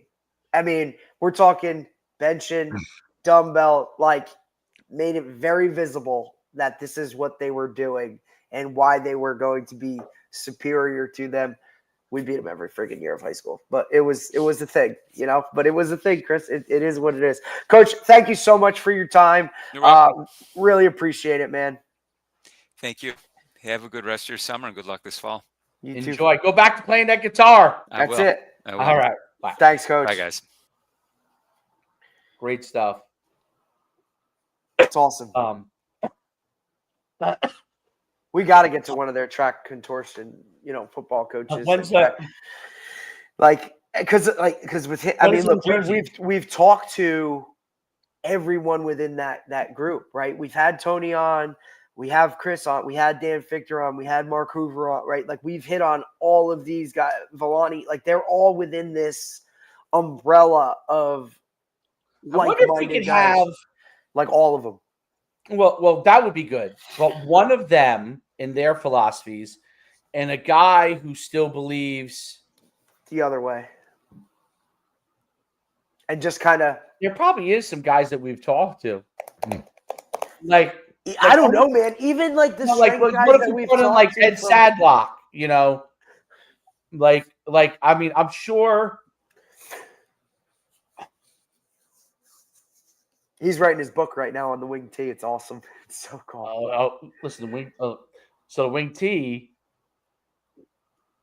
blocking scheme is, to me, it's everybody. You can look at everybody's offense, right? Especially everybody uses it for high school, right? Because it's the sets that I think that the way that the guys have modified the sets. That's where they differentiate it. That's what's made it like correct. I mean, I always say Old Japan all the time because he always comes to my mind of the guy. It's very difficult to not look at somebody that's done. They're still blocking the same way. That's okay. They still follow the same wing tee. Now they run some zone and stuff now. Of course, you evolve though. But they evolved. They run that man when they run buck sweep. It is buck sweep. Now, do they run an RPO off of it now? Do they have a read off of it? Sure. But they run buck sweep blocking, okay, pin and pull, and there was I saw a video and then like I redid it and posted it, like Vince Lombardi's sweep is the same block that he practiced over and over and over and over, and they ran the same play. Like that was his blocking scheme that Old Japan uses on buck sweep. It's so that he goes and he says it so distinctly and so well. He said, "We want a seal here and a seal here, so we can run the alley with the back." Now, if the guy goes here. Okay, because he's looking at the end. If the block doesn't get there and goes here, he takes it outside. So that's the beauty. And to this day, that blocking scheme. I'm not talking about the set. No, the ski. Like we're not talking about the formation or any of that or what happens. That is still what it is. Oh, it's still. I mean, listen, like. I don't know if I ran it as much at Red Bank because we didn't do that kind of stuff, but we used to do this like literally. We used to call it the Lombardi sweep, but we did add a pistol, and we pitched it to the back who's behind us, and we did that exact block. We pulled it up, the Lombardi blocking scheme, and we did the exact scheme, and that back just stayed square. And if you had the alley, he just hit it full downhill. Yep. If it was sealed off and he had to go to the outside, he ran to the outside. Taj Huggins, Montclair State grad, by the way, ran that thing. I don't know how he would always gain yards. I would be like, he's like, How'd you get that? I see grass or I don't. He's like, I would see, oh, there's grass. I would just sprint through it. And if I don't see grass, I would just go outside. And he was a big 220-pound, 5'10" tailback who had played quarterback, so he understood the game, like played quarterback for me at points because he understood the game. And he just ran that simple play, dude. And people be like, that play's so simple. I'm like, dude, you get a guy who knows a back who has a feel, try and stop it. And stop it. Doesn't matter. Especially if you Doesn't have a matter what you do. off of it, or you start to get a read off of it or anything like those kind of things. Forget it. Done. If you add another aspect to it, not happening, dude. It's just and those plays are still the staples of some guys. Yeah, it's just important. Like so when people think, oh, look, air raid. If an air raid system that only runs when they see that it's open, that is a different system. Okay. Right. Absolutely. That is 100%. Not a traditional, there's not a lot of tradition in that system. Right. But even they've tried to put pin and pull. Everybody has like Gus Malzahn did a lot of that. I think Riley does it. The adaptation to now run your quarterback way more, or at least give him the option to pull and go, right? I think that was a phase for a little bit, right? And then guys are like, I can't get my quarterback beat up like this. Okay, right. Now you throw the RPO aspect into it, which keeps, has to widen the guy out of the box. The quarterback can now just dump that thing and go. Not to mention but that's all the RPO is an extension of your speed option game or your option game. Yeah, right. Because it's a pitch that's now become a throw, and it's not even really a full throw, which allows a high school guy that maybe is an athlete to be the quarterback and be able to make plays, right? And help an offense do that type of thing. Because, how many true quarterbacks are you getting in high school? Normally you just get the athlete that's like, all right, what can we do? Okay, we can have one play and it's 3 plays within one, right? As long as guys can see that. And I also, to me, it was always when you can spread guys out, it makes things easier for the quarterback to see, because now not everything is so bottled up, right? And it's, at the end of the day, it's where's the green grass and let's get the ball there. How do we get it there? Okay, well, here's what it is. So, but that was awesome. Chris, great dude. Funny as hell, right? Look, we're shit at marketing. We can't figure it out. I'm losing money. It is what it is. But guess what? The app's coming out any day. That's been in the works for months, by the way, that app for the RPR stuff. And look, you've used the RPR stuff. I use it, yeah. I don't use it as voodoo or not. Is what it is. It's just like a placebo effect, right? Give these guys the pill that actually has something. Give these guys the pill that has nothing. And I bet you part of this placebo group feels just like the guys that you gave something to, because Dan Fichter talked about how powerful the brain is. Yes, it's the strongest muscle in your body. My favorite line from Olsen on the what was the name of that podcast? What do they call it? The Bus or whatever. Oh, Bussin' with the Boys? Yeah. Greg Olsen just thought it was really good. Yeah, that's what I'm talking about. When Olsen was on, it was really funny when he talked about the they said is that pre-steroids? He said, oh yeah, no, steroids weren't involved yet.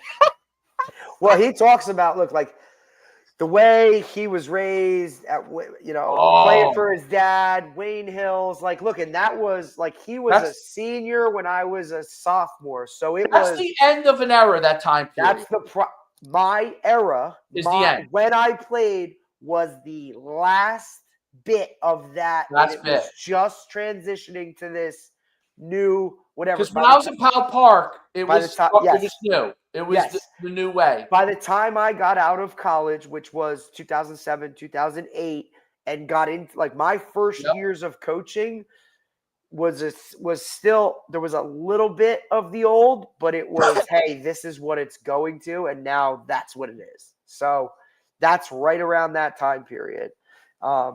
Which is there's no doubt your era is the left.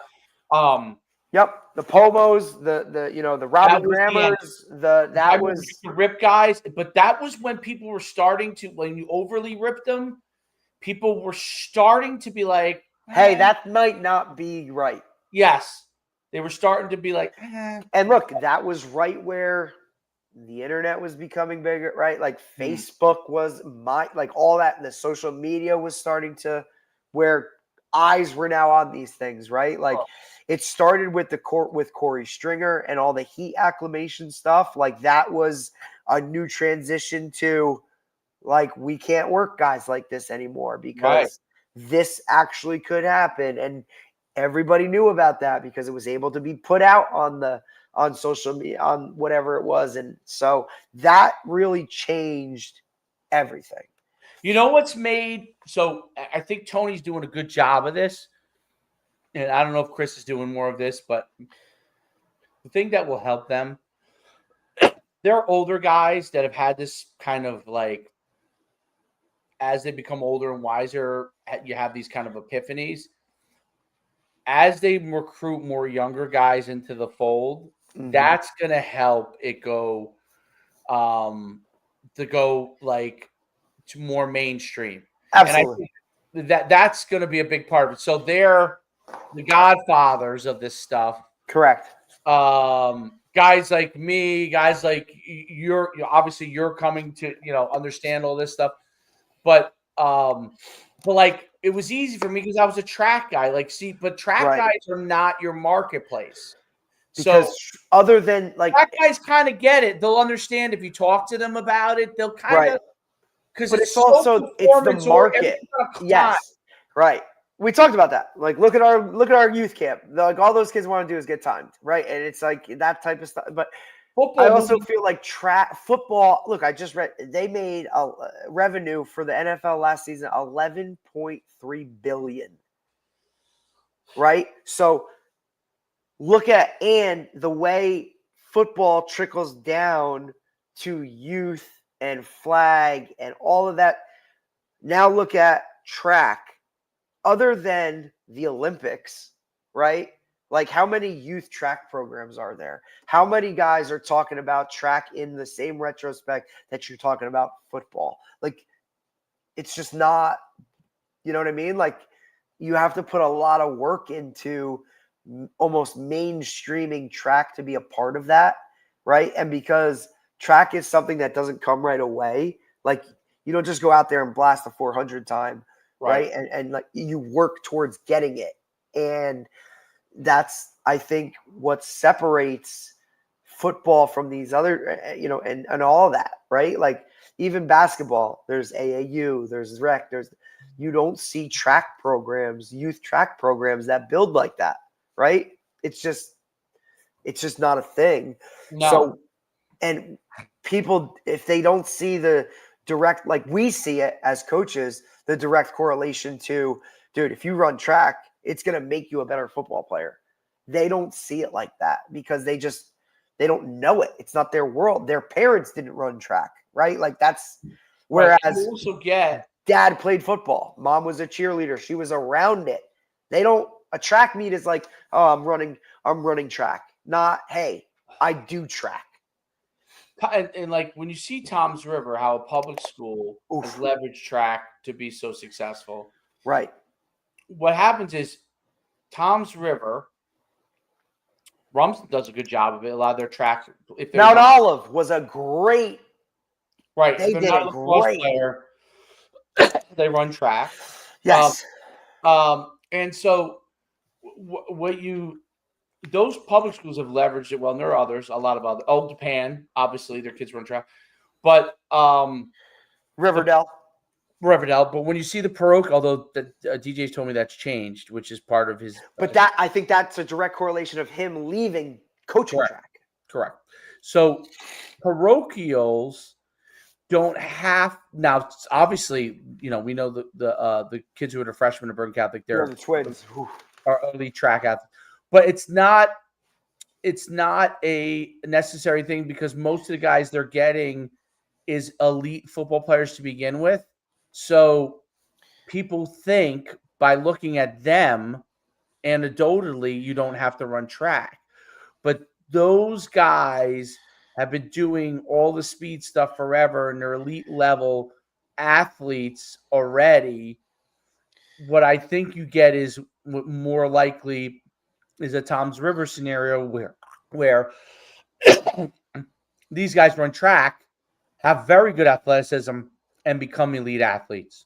Correct. That's more capable for the average person. That's much more attainable because and Anthony Pomo, who runs track, right? He would have been fast anyway, but now he's elite level fast. So, and in the first, when you see it, like Tom's River kids, when they get in the open, it's a touchdown every time. Look, I just had 2 of them in the All-Star game. It was unbelievable, dude.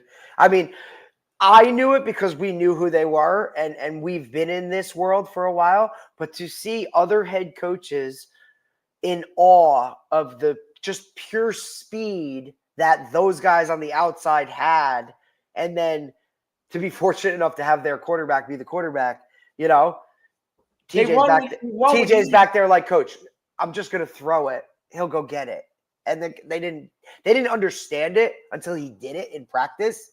And I'm like, dude, they'll get it. They're going to go get it. And if they catch something short, look out. If they make that first guy miss, which they're higher level players, they make that first guy miss. And this is against the best of the best within our area. Gone. Like the DB coaches are like, he had the angle. He did everything perfect. I said, yeah, but you can't coach that guy doing that. Like, that's why they've been so successful.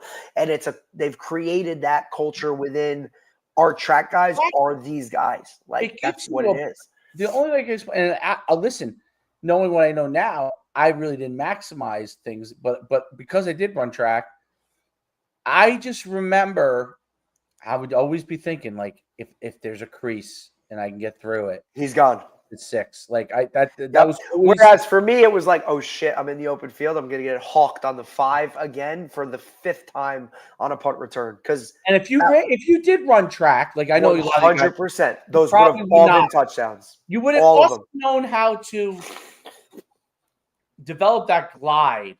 Like, yes, hardest thing is when you're sprinting to how to keep that up. Relax. And you know what helped me with that was obviously going to Parseghian Speed School and doing those things, because when I became aware of it, now, okay, this is right. But it also at, small school like we were at, Group 1, it wasn't pushed to be like, Derek, run track, right? Because if that was, I would have run track from day one because I didn't do a spring sport. Wasn't a baseball guy. Okay, we didn't have lacrosse. Now, if we had lacrosse, probably would have played lacrosse because there's a sense of physicality in it. You're right. It's fun. It's skill-based. I could have done it out of season. I watched it. It was fun. Oh, dude, all of my friends, I dove into it. It was crazy. It's why I have a lacrosse stick in my car when I drive around. It's just, I don't know. It's a really fun sport. Sport, yeah. But and track is, and I loved being around other guys and the locker room stuff where track is different in that. It's because it's, yes, you run relays, but it's you. It's like wrestling. It's you. If you lose a race, there's no one to point fingers to. It is. If you're last, then you're last. It is what it is. You're last. There is a high level of fear within high school kids who it's all about fitting in. I want to sit at the cool table. I want to be invited to the party. Now it's out in the open that you're not that guy, right? Like record, rank, publish. Tony talks about it all the time. I do it. Put guys on a list, man. It's why we post a daily depth chart for special teams. You know, you're on the white unit, you're on the green unit, or you're on the gray unit. And it doesn't matter. 1, 2, 3. It doesn't matter if you're a 2, 3. Guys want to be on that list and they want to see the movement, right? So that's part of it. Like those guys check that list every day and you hear them. Hey, man, I'm a 2 this week on kick return. Like, you know what's great about record, rank, and publish too is you could do it with anything. So like next to my house, we have a tree here and then a far tree. Okay. And we started timing that tree last summer and before the fall, just to get like, because we always would run it. And I'm like, well, you know, after doing all the Tony and all those, like, let me time these, right? So we timed. So we got a baseline. And then before Troy got hurt, we knew his baseline was 4.16. Okay. So after the injury, it's amazing how injuries affect his time. Buddy. It's unbelievable, especially his like a foot, like a lower extremity injury. He's finally now back. Think about it. He's been out of the boot for how long? Months. So he's finally now he did 4.26. And probably next week he'll probably get back to where he was. Right. Back to where he was last year. Okay. And then it'll take him another month to then now eclipse it. Right. Right. So that's how long it takes from when you get hurt. That's how much an injury has effect. And I can tell you the first time we timed it after he was good and he was like, okay, I could sprint it. It was so slow, Derek, that I was like, you're like, wait a minute, I broke the watch. Oh my God. Like we're like, you're almost like, wow, we may never like, did he lose all? But then they start to develop the strength and they start to develop the explosion. You do the drills to do it. And I see it like now it's starting to go exponentially improve. But I'm telling you, takes time. It took months. There was months of no improvement. And that's where it's the same thing with like working out. That's what people think. Oh, this isn't working. Same thing with working out, right? No improvement. Like guys say, hey, I'm going to go to the gym. I'm going to lose weight. You lose 10 pounds in the first week. Then for the next month, your body adjusts. No change. People are like, fuck this. I'm not doing it. It's not working. It's just your body adjusting. And now you need to, it's consistency and following through on it all. And eventually it gets there.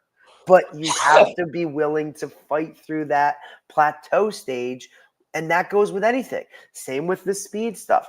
Chris just talked about it. Like there's a phase where you just have to keep doing it over and over and repetition and this and with this era, or I think it's always been there. It's just more out in the open now in terms of like we need things immediate. Right? Social media, we can type something in, we get it. We want this like 2 weeks. Instant gratification, right? It's immediate. Everything.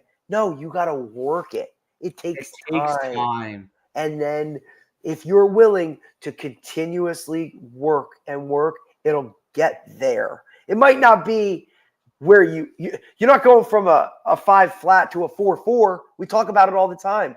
Guys show up. Hey, he leaves for camp in 3 weeks. I'd love for him his 4.8 to be a 4.6. Okay. We don't work. We're not working miracles here, dude. Like maybe I get him to a 4.81 or, maybe I take him from a 4.8 to a 4.7. You can, I get it. But that's not like the sprinter at Iowa who's run 9. what was it? 9. The white kid. I can't think of his name, but Iowa he was always in has high school. studs. In high school, he was when he started running, he was okay speed, and then he kept working. And it became like, some people never done it. You know what I'm saying? Like, there are people that are really clay, like literally clay, that once you mold them, you don't know what can happen. But at first, for a good period of time, they may not make progress. Like that's why I always like. I used to. It doesn't always work, but I used to always try to tell people, like guys that were tall, I'd be like, dude, you just need to start sprinting. Like it's gonna take a long time because you're gangly. Right. But once your muscles adjust and you start to develop the muscles to be able to sprint, your stride is going to be bigger than everybody's. So you don't have to turn it over as quickly as the guy who's shorter. Now the guy who's shorter could be the same exact situation, but he has to become more efficient in his movements. So like you get like a guy who's 5'8", 5'9", wants to become efficient in running, then they can develop extreme turnover. Like the guy from Duncanville who's in high school, who just finished high school, ran 9.8 something in high school. He's only I think he's 5'7", 5'8". Dude, his turnover, you gotta watch film. His turnover is unbelievable. Like, I can't believe how fast he can even move his legs. It's so amazing how fast his legs move. And well, I love that Chris talked about that too. Like freaks. Like this guy is a freak, right? Like because, and we talked about this yesterday with Manny. The comparison, people are always comparing, right? Like I posted something about it yesterday too. Like, stop worrying about what everybody else is doing and just be your best. Right. Because there is a level of your best is going to be, if you work hard and you do up, like you're going to be better than most just based on that because you're consistently working harder. But everybody has a ceiling and a top that once you reach it, like, buddy, that's where we're at. Just give me that. I'm okay with that. But you have to now own, I hate to do to just say it flat out and be like, I'm never going to be a 4.4 guy, but that's what it is, right? Like there are just so many factors that go into you're not going to be that. And I hate crushing dreams. I hate this, right? Like, yes, are there Cooper Cups of the world? 100%, but know where you're at and it'll be so much more enjoyable for you to just know where your ceiling is and what you got, and to put yourself in that position to be successful. You can't compare yourself to guys at the NFL Combine running these times. Like they are the under 1% of what the world is, yet they're 90% of what we see. And that's really, really difficult for guys to separate themselves.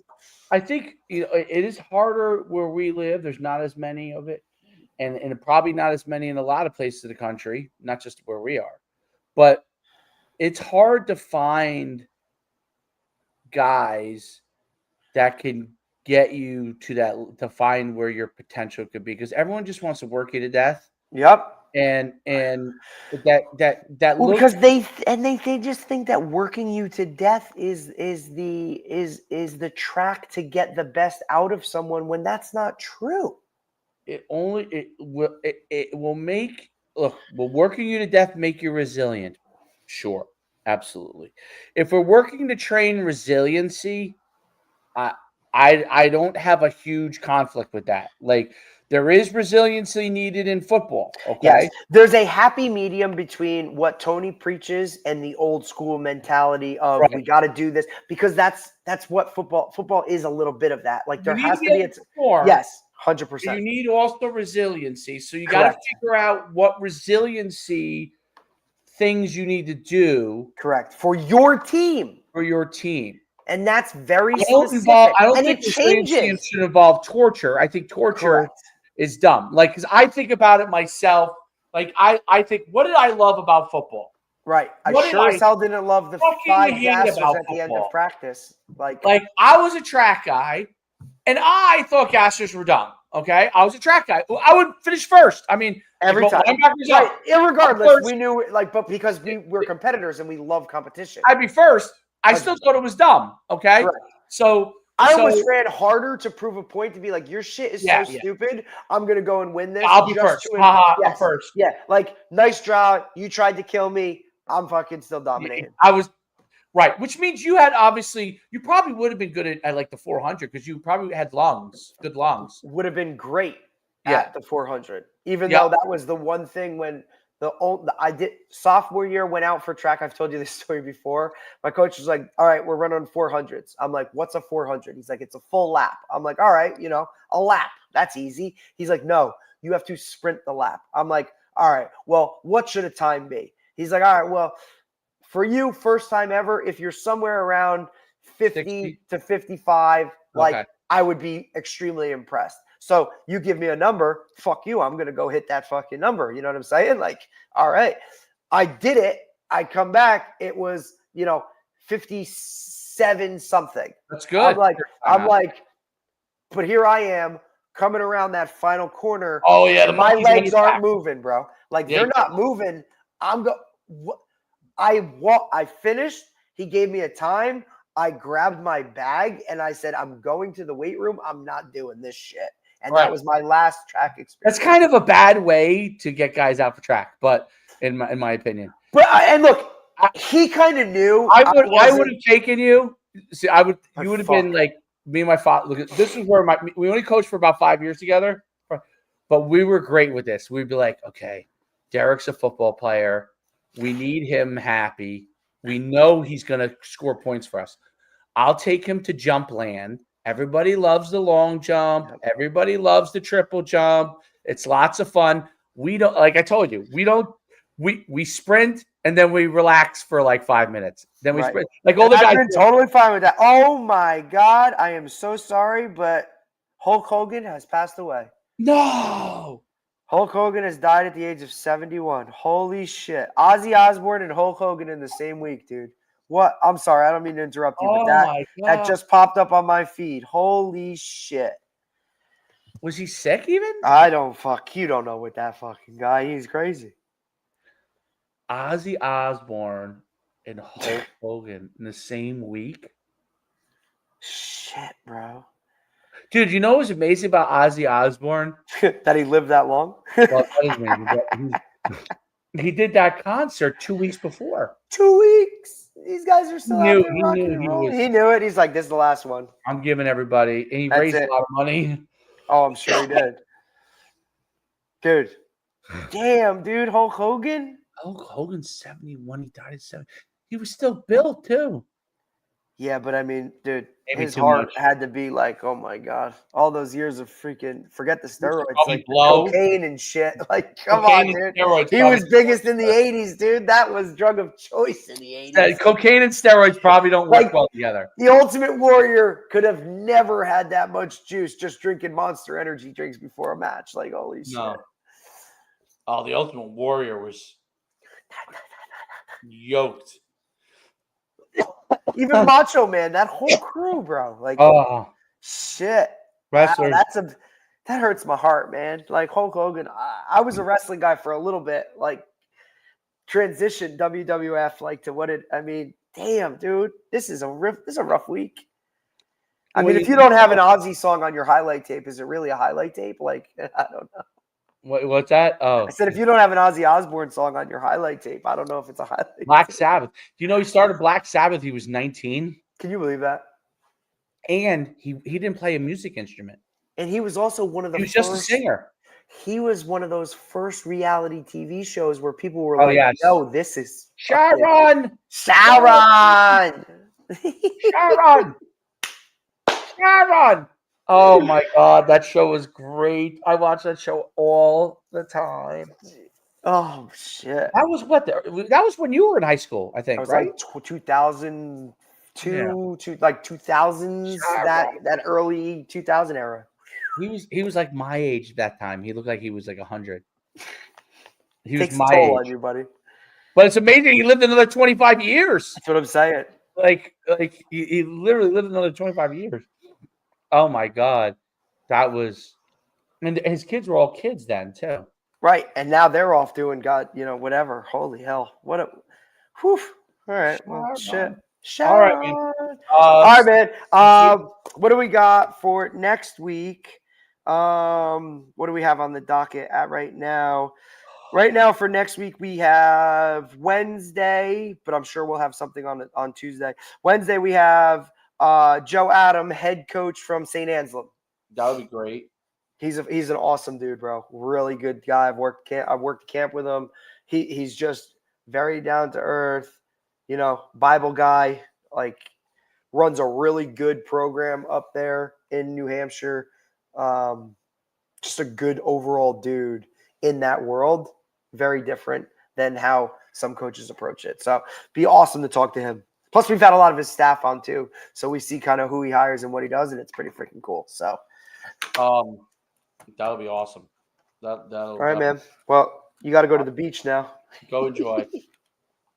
I'm going to a water park, which I actually like. I did that. That was yesterday. I like water parks. Water parks are phenomenal. Listen, Yes. I now have a 2-year-old two on Saturday who loves the water, but likes to be under the water. So let's just say that, total opposite of what everything is and all the research that I've done. So mom is now having a stroke when, she's, how long can I hold my breath, Daddy? I'm like, she goes on, oh, wow. Dave, like under, like I want to dive. I'm like, baby, you're 2. You barely know how to swim, let alone let me put my head under the water. Okay. So all good. I'll take it over the opposite, buddy. I'll take it over the opposite. Daredevil. I like that. Great. Like, great. And then your son will be not a daredevil if she's a daredevil. That's what I'm saying. And then my son will be like, Daddy, let's go play 18 holes. And I'll be like, that's okay too. Daddy can carry a bag at 75 as your caddy. That's fine. I'm okay with that. Here's a pickleball racket. Correct. I tried. Let me teach you how to punt like an Australian. Like, and then you can go do that and make a lot of money. I tried to do all those things. I know. That's why it's like, hey. I told you my funny golf story, right? Because look, for you, it's like, oh, he had a girl, but now here comes the boy, and oh shit, like what happened? You know how many people like All American on deck? Like I already feel the pressure of like, all right, Chris, how do I get a 1-year-old to fire his hips so we can get him hitting the ground right when he walks? The only shot he's got is to be a 4-2 guy if he wants to play football. Girl, you're probably happy with whatever it is. Boy, you say you're gonna be happy with whatever it is. Doesn't matter. But then people are like, "Oh, well, what are you doing with him?" You're like, yep. I'll be like, "Well, okay. Hey, do you like this ladder? Like, let's try going through this ladder." Like, I didn't do. It's funny because I did the play in the yard thing until he was like literally. He made the decision though, right, to take it to that. Well, football he made this, but as far as he wanted to start playing organized sports, so we did with soccer, and then we went from there. But and we tried early, but then we're like, nah, right. And then when he was 6, we really kind of like this. Maybe 5, he might have did soccer, but we were shocked because we really didn't do anything. Like I didn't like. I mean, I would throw. He used to like jump into the bean bag and catch balls and stuff. All right. But we didn't do anything beyond that, or we'd have fun little races when he was 3, and I'd film it for just between me and him. And but I was shocked when I went to soccer for the first time at 5, like just thinking like, hey, here's my kid, roll him out. Right. There were kids that were like literally like legit had been playing. I was like, oh my God. So that was my eye-opening moment that like people were actually working their kids at like 3, I guess. So I see it. I was shocked by that. That was an eye-opener. I'm not saying it was good or bad eye-opener. You're just saying it was okay. I was like, oh wow, people were really doing stuff.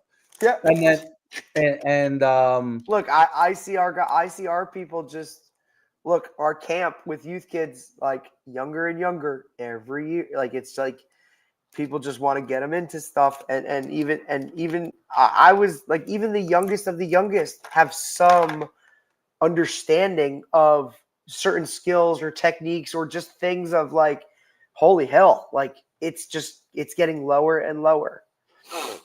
I saw a kid play soccer when he was 5, and I was like, Oh. the kid's fucking Pele.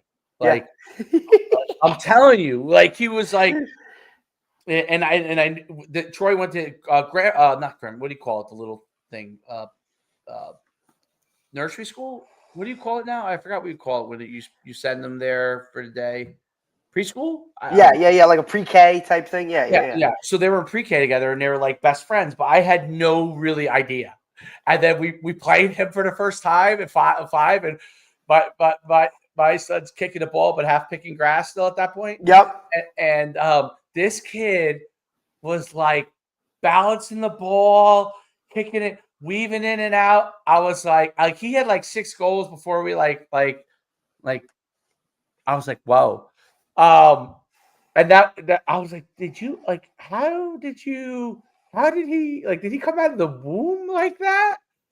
He's like, oh yeah, we practice, we go all the time in the backyard, we kick the ball around. I'm like, oh, that was like, I was like, wow.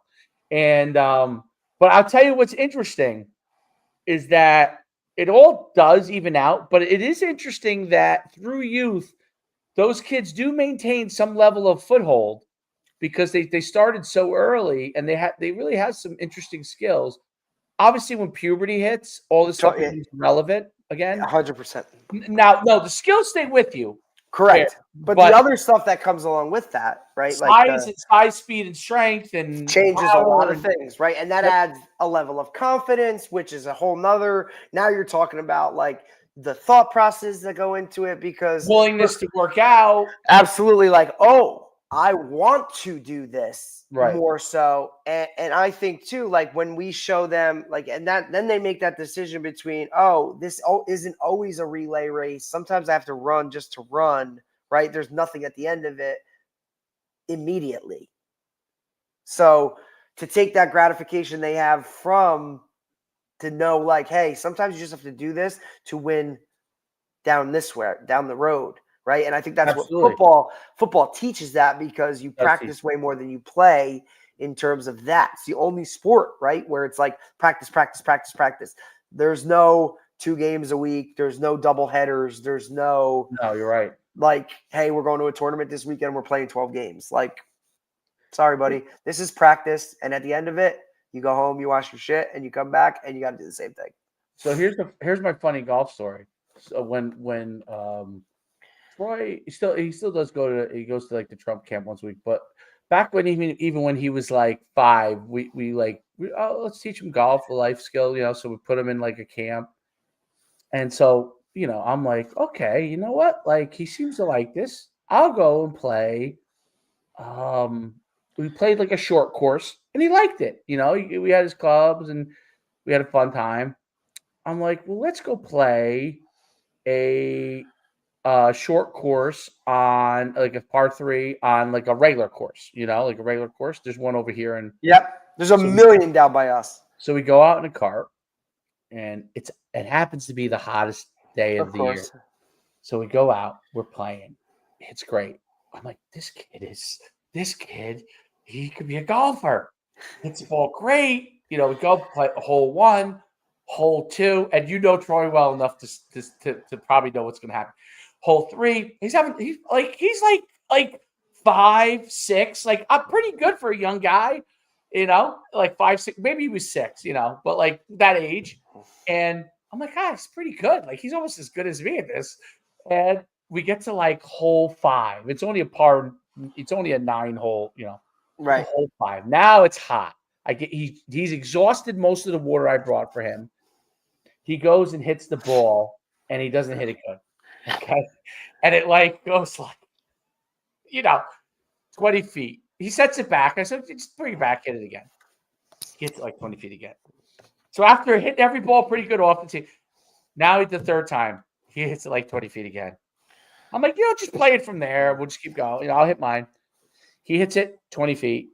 So now we're like, 20 feet, 20 feet, 20 feet. Now he's losing his shit. Like, it's it. He's like, it's so hot out here. I can't take it. I was like, you know what? Hit one more. We'll move up to the green. What's it? It doesn't even go anywhere. Like, it goes like a foot. He takes his club, fires it like you're throwing a baseball.